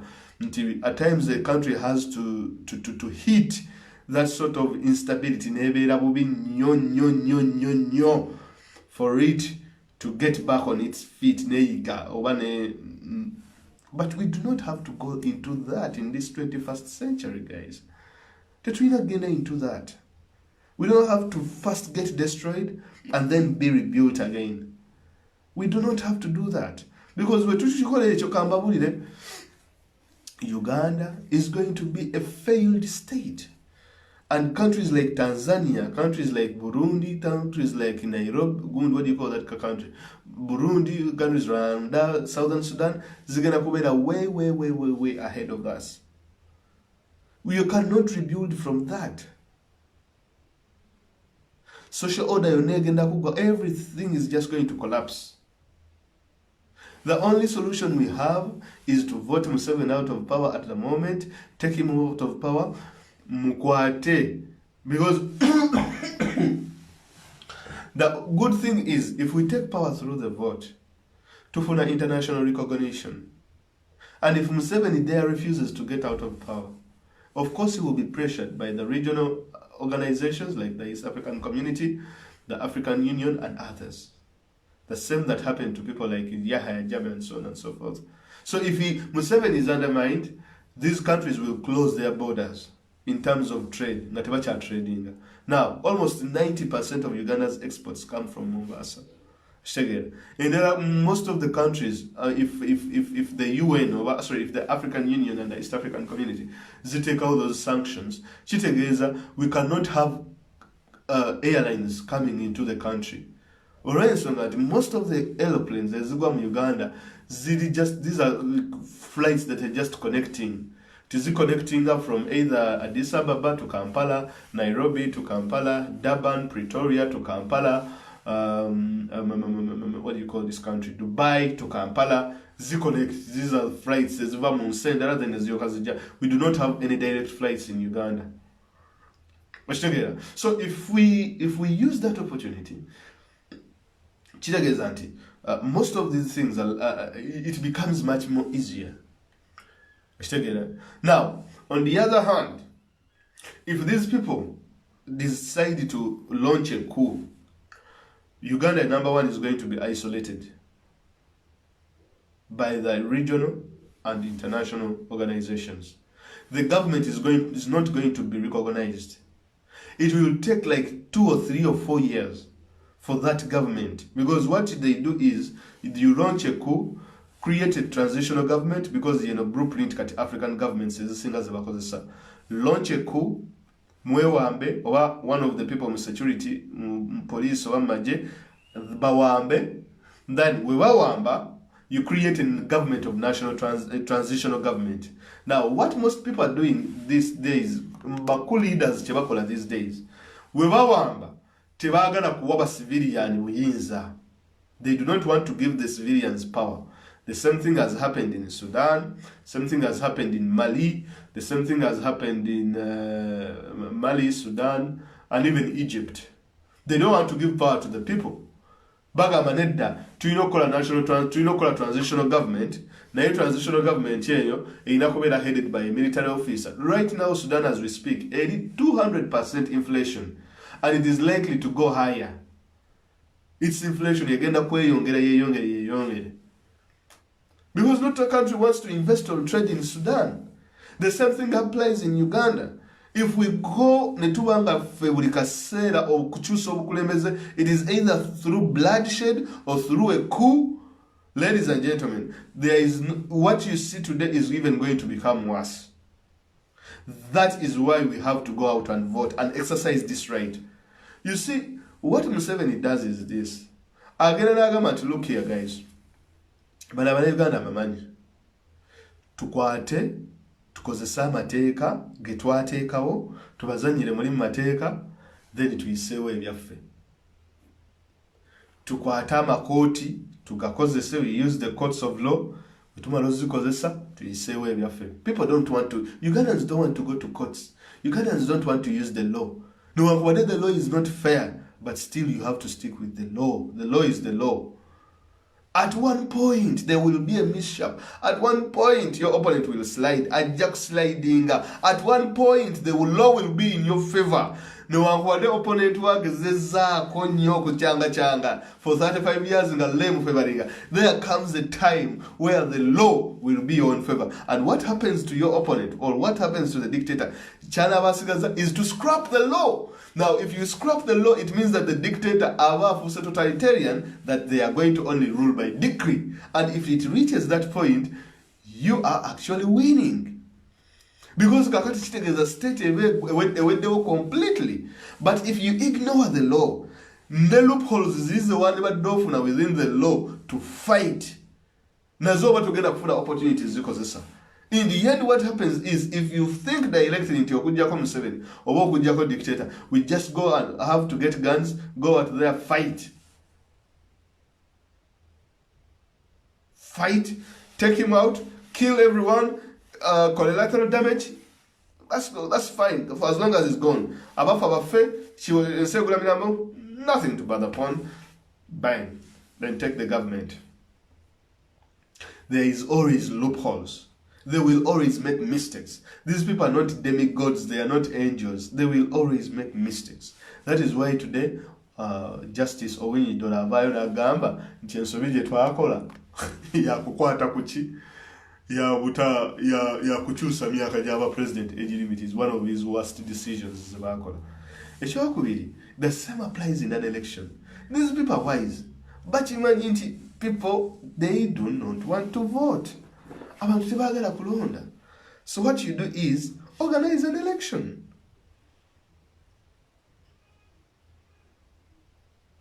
I'm trying to look at Bobi Wine here to see what's up. So I'll wait for my sources. Now what the people do is this. Museveni agamba, look here. Tebajja kulonda. Because omuntu yenna following trends. These other dictators is they are using elections. These days they are losing because it's elections to legitimize their presidency. Because they know that most of the times the opposition will either be very intimidated to get into the election, or they will just not take part in the election. And that is deadly. Look here, guys. If you mobilize people, there are 17 million people. If you mobilize these people, and go and vote overwhelmingly, they cannot. Tasobola. The thing she will do is akalulu ajja kasazaamu agambe nti no akalulu kasazaamu sibikiriza kati wakola move eyo n'asazaamu akalulu, everything just comes falling. N'ababadde mu gavumenti ye nga bamuwagina bajja gamba look here kati n'ebyobululu abisazizaamu, we shall not stand with him. Wanaalagira abapoliisi ogenda okukuba abantu, tell police ajja kulinnya, wanaalagira amajjo ogenda okulinnya abantu, most of the army will join the people, and if that happens kaba kaweddemu. So he arms you n'akimanya nti you have a right to vote. Banajja ne balonda emyaka 2 almost babadde tebalonda nti tubawa akalulu naye tuba making it let us brainwash them to think nti Museveni tavaako na kalulu, number 1. Ekyokubiri, akalulu tekasobola kujja Museveni mu buyinza. Ekyokusatu, okulondwa muba mumala emisere. Ono propaganda yina abamu NRM. Propaganda yina abamu NRM nti akalulu tekasobola kujja kwa Museveni. Oyina abamu NRM. It can take Museveni out. Either way woba kitunulidde. Either okozesa MPs, okozesa LC5s, or you go straight for the chair. These are things that are hidden in plain sight, but people can't see it, unfortunately. There is no one you're going to get today omugamenti tugende mu armed struggle. Tufune mundu, tugende tukube, tugende tukuwe tufuka abayekera. No one has that time. In the 60s, 70s, and 80s, people had time. Ebyokukola twali tetulina. People had time to go and go musiko ne bakola byebakola, so on and so forth. But today, abantu, these people are human beings. Bano bantu, they will make a mistake. They will make a mistake somewhere. If the election, if voting gets into okulonda kasita kudda kusaidi, if wabala bantu ddala mu pays attention okulonda there, and then they will start to make sure that they start undermining the entire process. They start instilling elements instilling in doubt. Titasobola kuwangula, amagye tegajja mukkiriza kuwangula, tasobola kufuga, and so on and so forth. They instill doubt in people. So in the end, people just don't turn up to vote. What Museveni does, he mobilizes people, they go and vote, and in the end, what happens is that when your people don't go to vote, of course, what happens, we all know the outcome. So Museveni can legitimately come out and look here at the number of people who voted, and they wait. So maybe if more people had voted, this guy would have won, but no one came to vote for him, so why would he claim that he actually won the election? So that's why I always tell people, go and vote. You go and vote. Go and vote. That's it. Go and vote. Whatever the things they are doing, these things are just made to intimidate people and make sure people do not turn up to the polls. That's all. All those diversions. Kubanga ubabanga bebalina amaanyi nga bawangudde balina ki. Why would you get guns and go to Kamoch and steal people's things? Why would you do all these things? Lwaki oba omala obudde ng'okola ebyo? Lwaki tokonsolidating abantu boyina then noga nti okay, this is mazze gwange. They can't, because they do not have the support. Support teriyo. What they rely on is if less people come and vote, the easier to rig the election. If more people vote, the harder it is to rig the election. That's the logic. So guys, you go out, vote, and make sure that... Okay. Okay, what I've seen today is that there is drones at Bobi Wine's home. Drones is zero so far. So that's what most people are saying. It is drones at Chagulanyi's home. So wakati drones zigenda kukola ki never 9/7 musiro. These people are crazy. Like, why would you deploy drones at night? Those posing as in a night vision. Kakati dindako. Wabanga drone as name. But these people, it's chokolas and nabagamba. These people, they are human beings. They make mistakes. Nabo sibagezi nnyo ekiyitiridde. They are not intelligent. They are not wise. Kati why would you deploy a drone at night? Poba loza bobi wine musiro nti ajja kubeerawo mu lujja atambula dde na dde. They are crazy. Anyway, the only reason they do that is because they want to intimidate the guy. For as long as we still show Bobi Wine our support, so everything else is just secondary.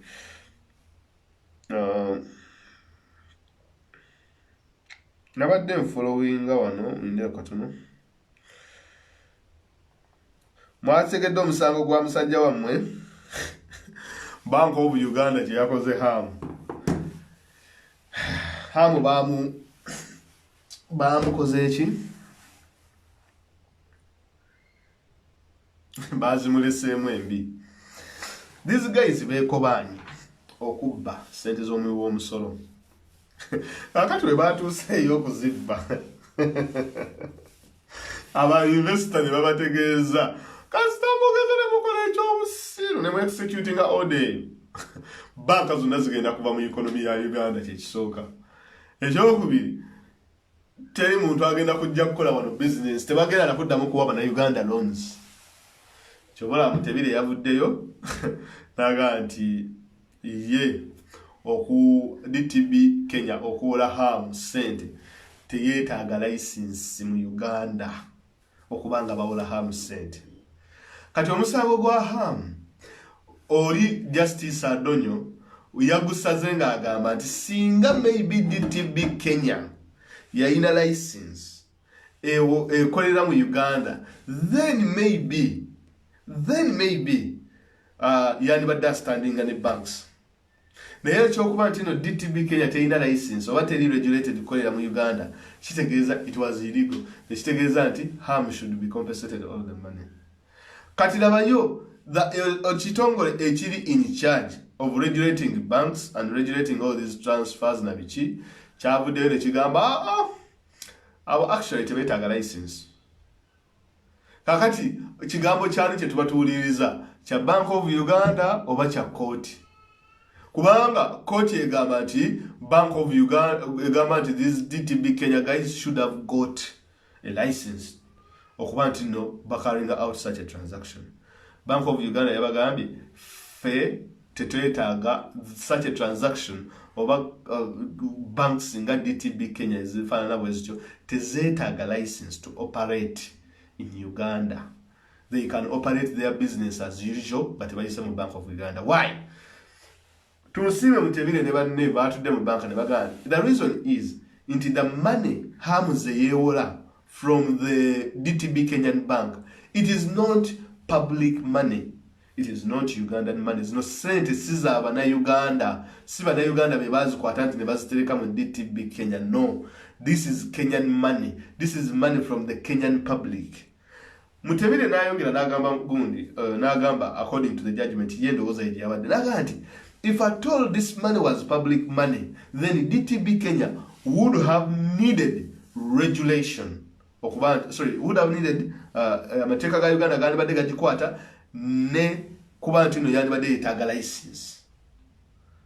Hamu yadusa hamu ne banne kati ne badduka emisinde musango kati kuba Bank of Uganda NRM kyabadde yagala okukola ensi nga baagala kukwata bilioni 120 bazibbe nga bwe babba ez'obutale banaye omuntu ngalalabye.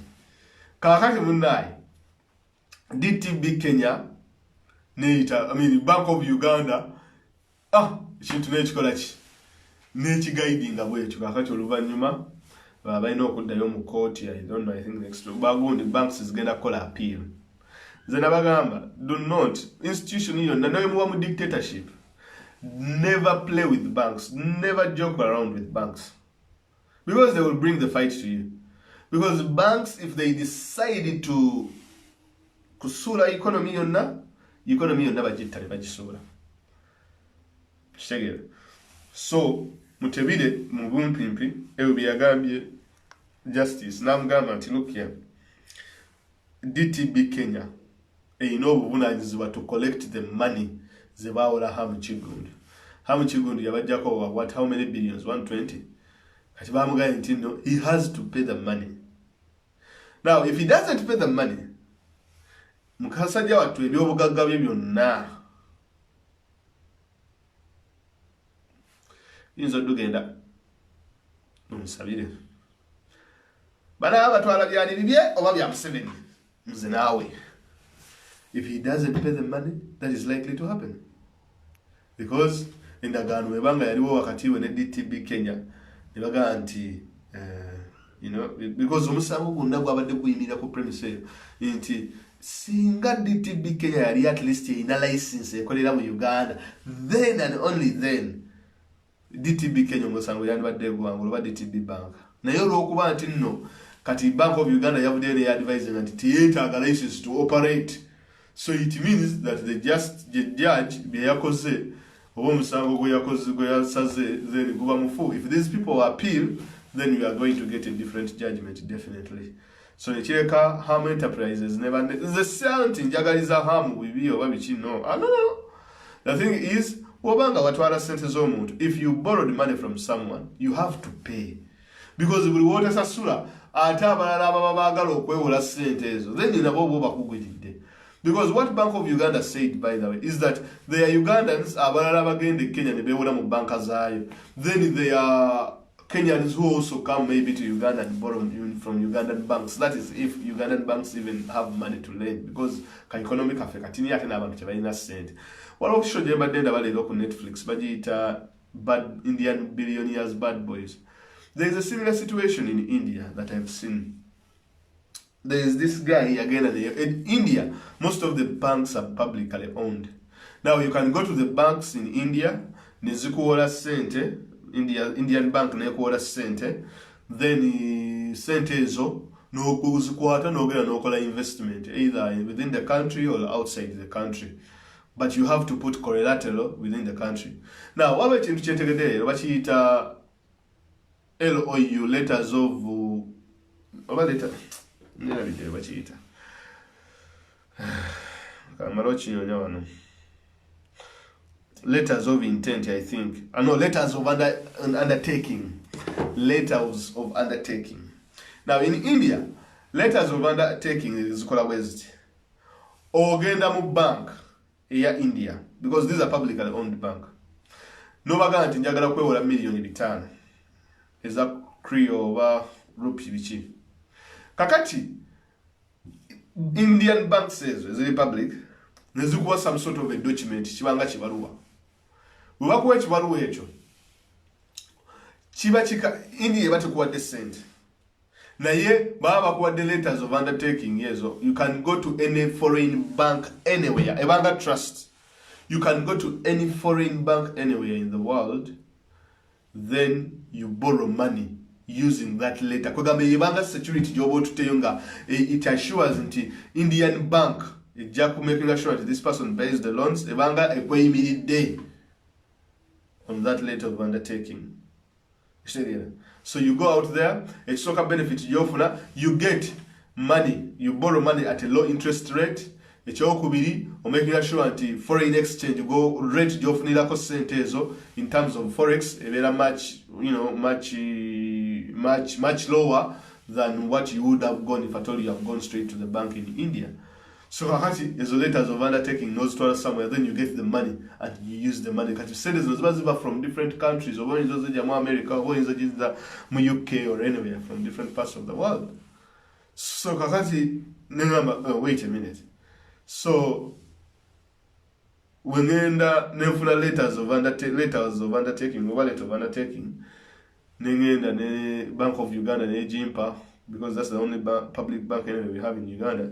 Then you go, okay, katingenze kwewola Kenya. Then it means that Bank of Uganda has to oversee my loan and my facility, Jemba and so on and so forth, which was actually an interesting case. Kati ogenda chiza eno chaba nti in the similar case in Uganda is nti ekyokuba nti Hamu yali defaultings. He definitely omusango guno engeri gye baali bagusazeemu gwabadde very risky nnyo ku bantu abakola business mu Uganda. Kyemuva mulaba n'abagagga kwagalana nabo tebaavuddeyo kubyogerako kuba bakimanyi. Lwaki abagagga kwagalana hamusibe yakunze ng'ayagala ffe abantu ba wansi tujje tulwanirire tujje mutumba nange Bankers Association kati nze Bankers Association ebinkwatirawa okubanga Idi gwe yina simu na Uganda. Kuba ne naaba mu na Uganda nga ye muhakanizi, it will still be the same business. It doesn't tichinawe chingasiza. So the same applies to whatever to what he was saying nti abagaga bo mu Kampala bonna teri n'omu yavuddeyo muyimirirawo kugamba nti the so called bagaga bo mu Kampala teri n'omu yavuddeyo gamba nti bannange hamu kyayogera kituufu blah blah blah Kirumira alwa. Okay, where is Kirumira? Bayanga Baluwa. Where are all these people? The advocates and so on and so forth. Where is Sudil? Why didn't Sudil come and echo in the spirit with the so-called Yanga Mugaga Ham Chigund? Echintola abagaga tebakirimu. Abakwata gwe obanga ali mu pyramid scheme. Teri mugaga abeera mu pyramid scheme. Era abaavu abawansi ffe tuzibeeramu. Tuyanshi, GNLD, simanyi Habolife, simanyi biche byonna ebyo bigundi ebyo bi network marketing. Waliwo ekyo kye baaleeta ekyaba Malaysia juzi abaana basiba amatayi ne bambala engatto nga zigudde iba nengwavu ne buluma bali ne bambala engatto nga zigudde olubege. Abaavu ffe tubibeeramu ebyo. Teri mugaga abeera mu gundi pyramid schemes oba Ponzi schemes. Teri mugaga azibeeramu. No mugaga azibeeramu. Mfe abaavu ffe tubibeeramu. Akati nekino abaavu baali baagala bakituyingizeemu tutomere. Nti nga bakozesa narrative eri egamba nti banka zirimu bagwira. Abagwira. Kati nga baagala ba revving up our emotions. Tutandika okuvuma abagwira biki kati people power batandika tulabanga abantu abavuma abagwira and so on and so forth. But now I'm very happy to people power mwabadde bazukufu at this time temwakibuukidde kuba mwakitegedde nti abasajja bano bavuga ekintu kasita okiraba mu mivule. Muganda wange basajja mivule yagambye BF Suma webale nnyo ku miliyoni 120 musimanyi bagenda kugulawo banka biki ezola abalimi nasese naye kakati ne120 tekigenda wadde n'olwataano tebagenda bakiyita Alliance Global.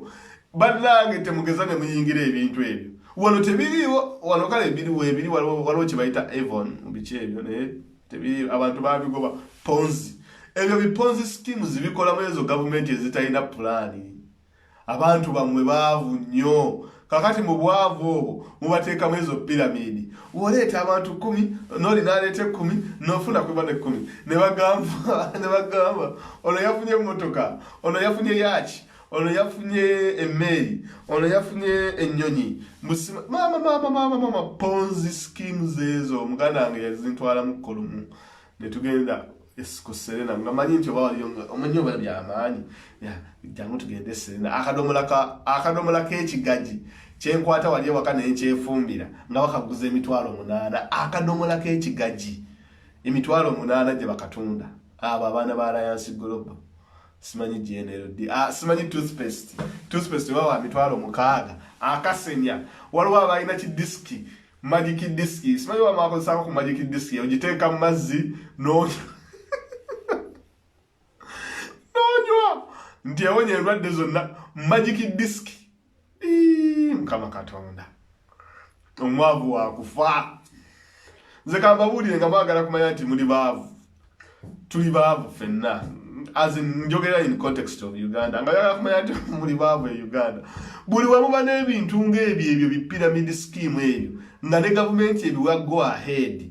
Waliwo ki scheme ekirala bakiyita one coin. Kati muri mu bitcoin simanyi Damas coin, simanyi one coin, simanyi coin zino. Naye amanyi ge muteeka bintu ebyo nga mu marketinga singa ge maanyi ge mwateeka mu kukyusa gavumenti wallahi singa muli wala singa n'engatto tezibagwa lubege mmwe bantu mmwe naye n'omulaba asibye akataayi yenna okaweke yeeranze ku mutwe engatto yakoma yambala zino engatto zimbaluke empale yagitungisa gundi kikwanso na wuzi musajja watu atambuza Damascoin simanyi Damascoin simanyi Wanucoin simanyi biki aliawo yenna batutte babbye kitegeera saagalira ddala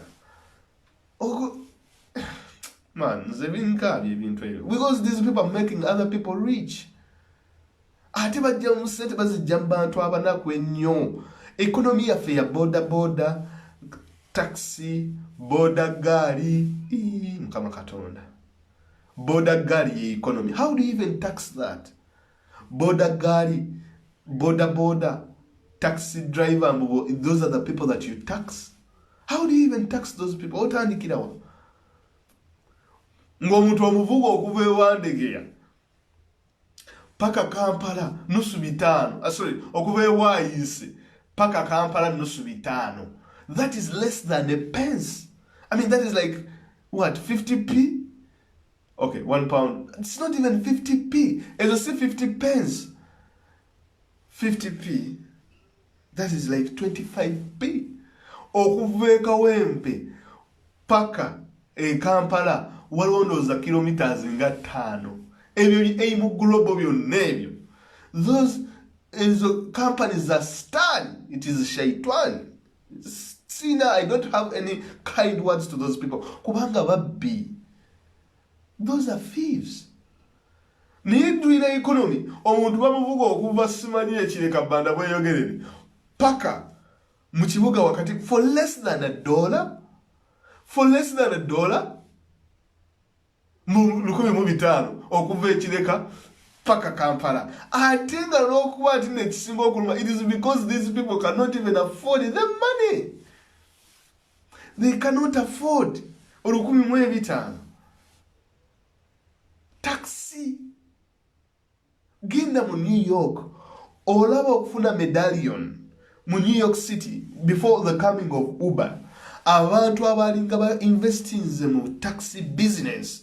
Eri yali ziri zalinga business okuvuga ezo New York cabs ezo. Ngoine ekintu kyogula bakiyita medallion. Ebanga medal ekyo ba something of that sort.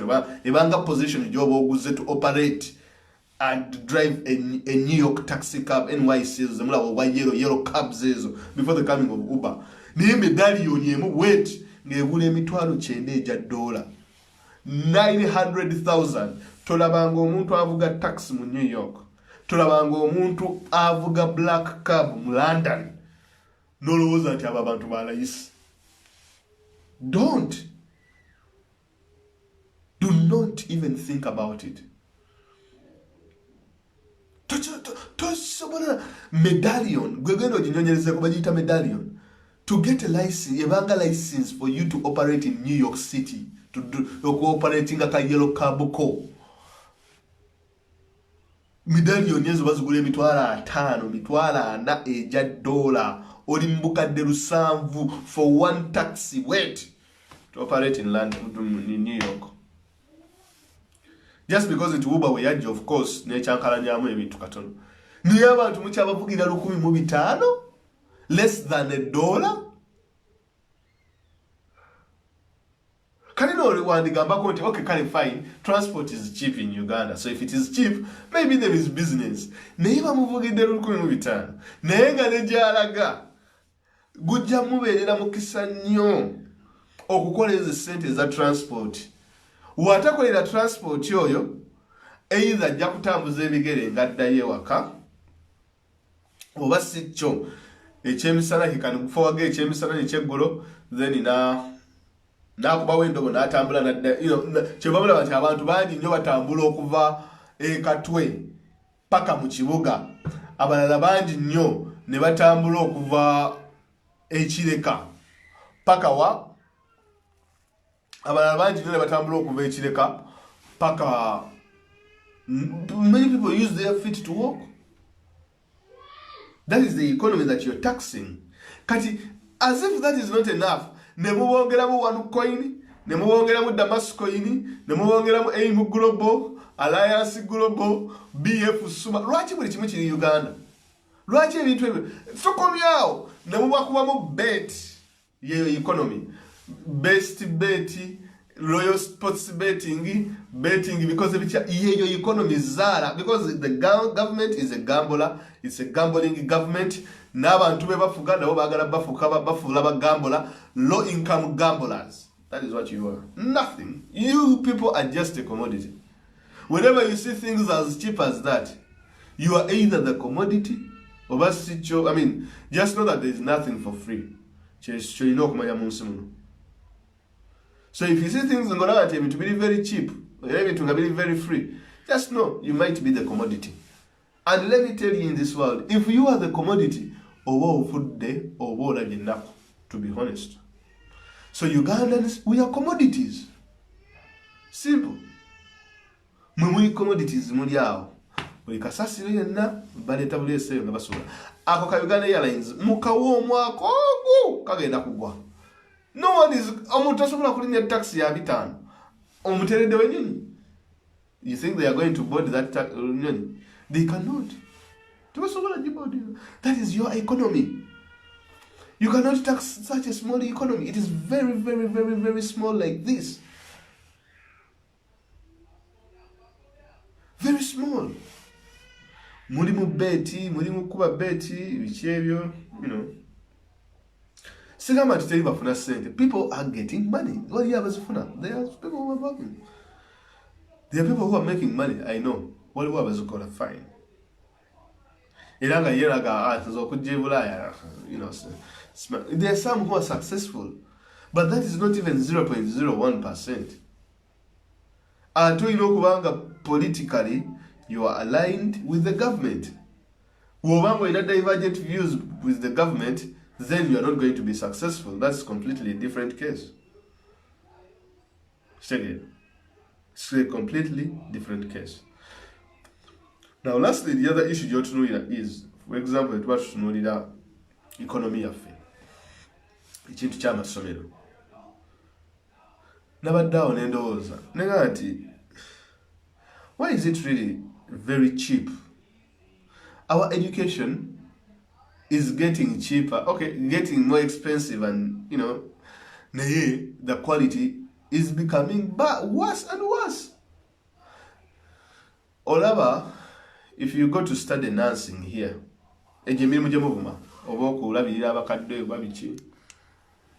people pay a lot of money to study those things. That is if you don't get a scholarship or a bursary to become a nurse. It is expensive, damn expensive to be a nurse here.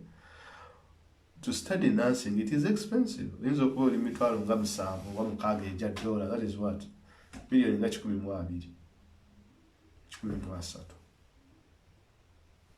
Roughly. To study those things. Kirala bwogera noga nti njagala genda kukola ka course katono mu plumbing or something of that sort. Njagala genda kukola training. Oyinza ogenda okukola training, abasajja ne bakusaba like £2,000 for just a 2 months training. About $2,000, $3,000. That is a lot of money. 15 million for just for just a small training. Nengo wa PhD in Uganda is asasula okusoma PhD. You pay like 15 to 20 M. Naye ogenda okufuluma training gyokoze nga oli more employable than a person akoze PhD or masters. This is slightly more expensive, but you are more employable and you can easily get a job. The other one is somewhat same price or less. It's much lesser. You have more qualifications, less employable. For some reason, I don't know why. Well, no government, okay. kangene mfune training obaka let me start up a business, let me invest in a business. Okukola wano business, like if you want to do a really good business, etandikirwako, you're looking at something like what? Maybe businesses etandikirwako, some people who startups z'abantu, they might be looking at 30 grand. Mitwalas esatu. It is around 150 million. 150 million. Mugenda muvuma abantu. Igwe ovuga taxi bulaya. Igwe okola kino. Kale nawe jangu ogigula ogivuge. Ogiwulire. Oyina osasula emisolo. Oyina osasula omusolo gwa taxi gy'ovuga. Oyina osasula insurance. Emipiira girina okubeerako. Oyina osasula amafuta. Ate waliwo amafuta ge batanywa. Abamu ku mmwe gwe munyeeye Uganda agali diluted. Wano bagayita red diesel. We bakwatire moloka bagitikka. Totikka kabindo. Buli kifo n'omuntu. Ate abasinga tebatuula na maaso. Mabega taxi emwezi okubetambuliramu abantu aba babiri. So, ogenda okulaba nti the way to make your money is work a little bit more hours, but make sure inti abantu abali mu taxi yo, like they can afford it. Si buli omuntu omutikka n'omutwala, you make sure that you get people who can afford your service. So you iron out, no creating and you get those people because a lot of people here can afford a taxi. The economy is very free nti abantu, it determines itself. People can wabata solar service, say they go for someone else they can afford. If they can afford, well and good. Shtegera. Ne Uganda taxi ya kubuzeko nusu bibiri babula kujja mu bulago like kutuga butuzi. That is what it is. So the education system is very bad. Like it's becoming bad. It's really becoming worse. Tusomesa abana bafuluma, but they are not even employable. You cannot employ these people. Because whenever agenda nga babagamba nti genda okole IT, genda okole simanyi computer science yewali emirimu. All of a sudden bagenda tuka mu field emirimu gya computer science nga tegiriyo. Beera doctor ojja kufuna emirimu, doctor emirimu gye tegiriyo. Kyokka ne baleka trades, ne bagana okubeera ba carpenter, ne bagana okubeera ba plumbers, ne bagana okubeera ba nurses, ne bagana okubeera ba electricians, ne bagana okusoma ebyobuzimbi, the trades. Zezirimu sente. That is where the money is. If you want your economy to grow, you must make sure you have people dealing in trade. Nga bali qualified and educated. Si bino nti njigidde ku gundi kufundi. Ne mugenda no yigira ku gundi onamanyi okola carpentry kange ne njigire ku ono. No. You have to go to school, get your qualifications. Simple. Sure. But whatever one, if you go to the college, nti njagala kuddayo okola carpentry. The amount of money you pay to study carpentry for 1 year, it is the same amount that you pay to go and study medicine in Makerere or whatever those universities. Nogeno omuntu ogenda okufuluma owe Makerere akaba musala, oh we are less paid. Or carpentry, they are already earning. Here, a carpenter is already earning. A plumber is already making money. Whereas doctors also make good money back home. Like if you get a good job. Anyway, why would a doctor have to work in like 6 hospitals in Uganda to make a living? Why would a doctor have to work in like 6 schools? A teacher in Uganda, to make a living. Zinachirabako nchimanyi. Oyina bwogenda n'osomesa prep, n'osomesa morning prep. Novaayo ku break oli kusomero ddala, lunch oli kusomero ddala, ne after lunch oli kusomero ddala. 5 schools per day. In a week agenda okumala ng'asomesezza amasomero 40. How will this teacher have relationship with the children? Ekirala kye bakola kye kino mu abalina abaana abasomera e Uganda. Bakwata abaana abamala senior 6 nga tebagenda mu university kusoma. Tebasoma na busomesa, they have not gone to the university to become professional teachers, fully qualified. Abo be bakwata ne babakomyawo nti bajje basomese mu masomero basomese bana abaana kyeva muwulira embuto ziyitiridde mu masomero biki and no parent afaayo genda kubuuza nti omwana wange asomera wa omusomesa yani oyo what is qualifications zaabwe ziriwa katulabe ku qualifications z'abasomesa bano no one bothers to ask that so mugenda okujjayo abaana nga bali half baked already abasomesa abasomesa be balina balemererwa ensi tebeeyongerayo kusoma bakoma mu senior 4 basomesa senior 6 nosanga omusomesa asomesa amasomero 6 kati naye they're there to make the money. I mean, professionalism has to be put at the center if anything has to work. And so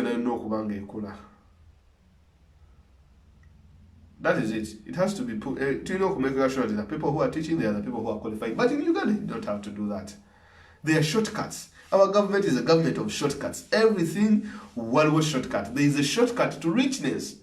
It is the shortcut that Ham wanted to take. Shortcut si buli kimu. Ye Ham yayagadde genda kukuba banne 12 birawo kyanguye.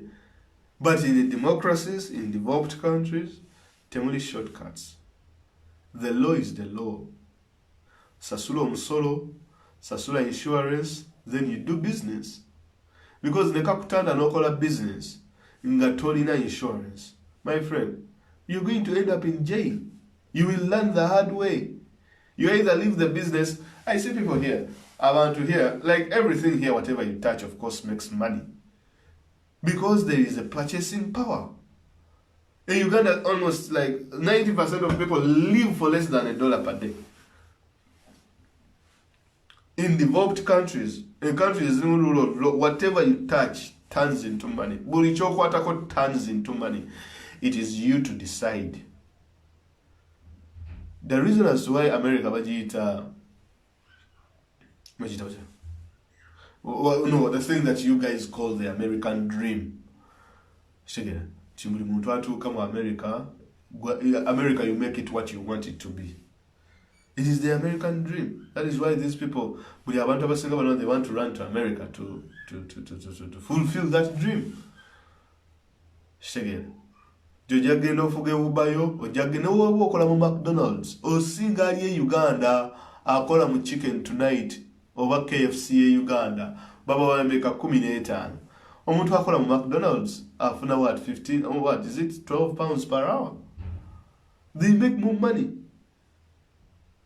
And then you see someone, muri bakadama, muri chino, muri banances, mukola mbakade. It is fine, mukola mbalalo.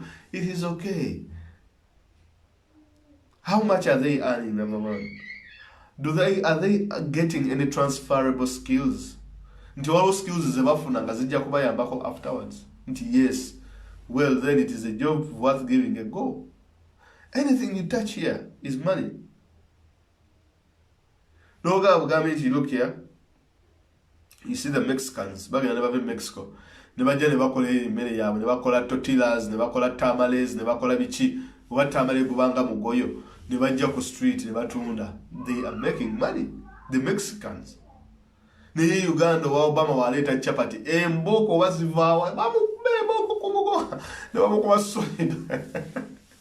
Chapati neziyika abebigere ne bagoba ne bakuba abebigere emigo ebigere ne biyika ebigere ne biyika abasumbusa pani bana ne bakuba ku street istegera. But you need to find a way okuteka tekinsi and make sure that these people, we need them. Twagala bafeeding the business district or the CBD nti abantu bana abakola mu kibuga, they need something to eat. How can we regulate these people and make sure that bafunamu atena fe tusigala nga tufunamu mwizo baga guys mutereze ngeri je mwe presenting amu mubere bayonjo so on and so forth and making sure to pay your taxes.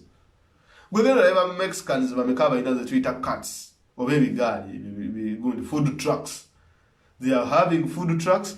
Batunde is Mexican gundi tortillas batunda gundi ne babita wa tamales gubanga bakwate bigundi bya kasoli ne batekamo babichi ne bakuwa gobo banga mugoyo ne bakuwa noonyi. That's what they do. abayindi bano bamu ku basinga okukola ssente. They bayindi, they come from their country. Teri muyindi, abayindi kala bamu babakozesa. You see now the Indians, this is what they do. Most of them bagala nnyo okusoma. Kyobola bujja basanga nnyo nga bali mu accounts, bali mu they are doing accounting. They are also doing but doctors abayindi in engineering maybe, but most of them bali mu business. They do their own business. They set up their own shops. Then they batandika okwekozesa and so on and so forth. Because they understood how to work with the system. But even us, everyone who has left Uganda, no, most of the people, at least 95 or 99% of the people, nobody successful. Most people are successful. That is why you see at times it is so hard for people okuva wano netuddayo okuwangalira Uganda mu mbeera Uganda gyerimu kubanga buli kyokwatako Uganda kifa. Oba oli awo ono watiyanshazze mu global ayita wano simanyi owa gundi owa nakanyaze ogenda okuwira omusajja abadde aguza obunyama abadde atunda nnyama ya mbwa simanyi kakati oli gwe ali atundira wali kakubo simanyi kakati enva simanyi zaaba biki. What am I going to do honestly? Nga n'ekyokukola kinini naawe olabira ddala tukiina. So noga nti kansigale wemmanyi nti you can, you know. Alright, nga sinabasiibula kamala okukeberako wano ku kiri emagere so far, then I'll call it a night. Alright.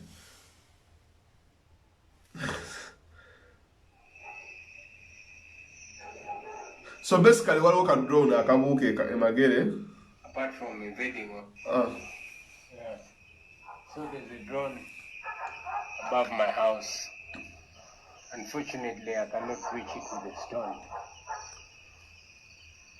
But friends out there, you don't have to worry. Apart from invading on my privacy, I'm not worried about them. Instead, they are worried about us. That's why they're panicking. I'm doing all these illegal things. Okay. So your video was abasenga mugirabye. Simi yange yatse. Yeah. So there's a drone above my house. Unfortunately, I cannot reach it with a stone. But friends out there, you don't have to worry. Apart from invading on my privacy, I'm not worried about them. Instead, they are worried about us. That's why they're panicking. I'm doing all these. Alright, so kamkabeleko ku Nubian's page nayo katono musajja Museveni.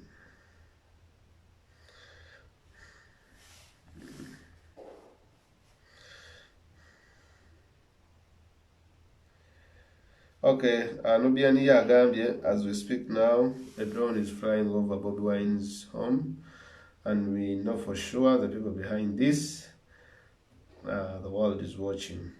Yeah, that's it. You know what you do?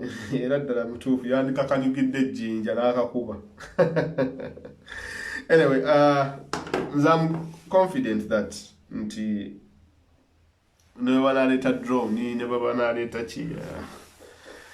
for us, what we have to do is to soldier on. We know what we signed up for, ladies and gentlemen.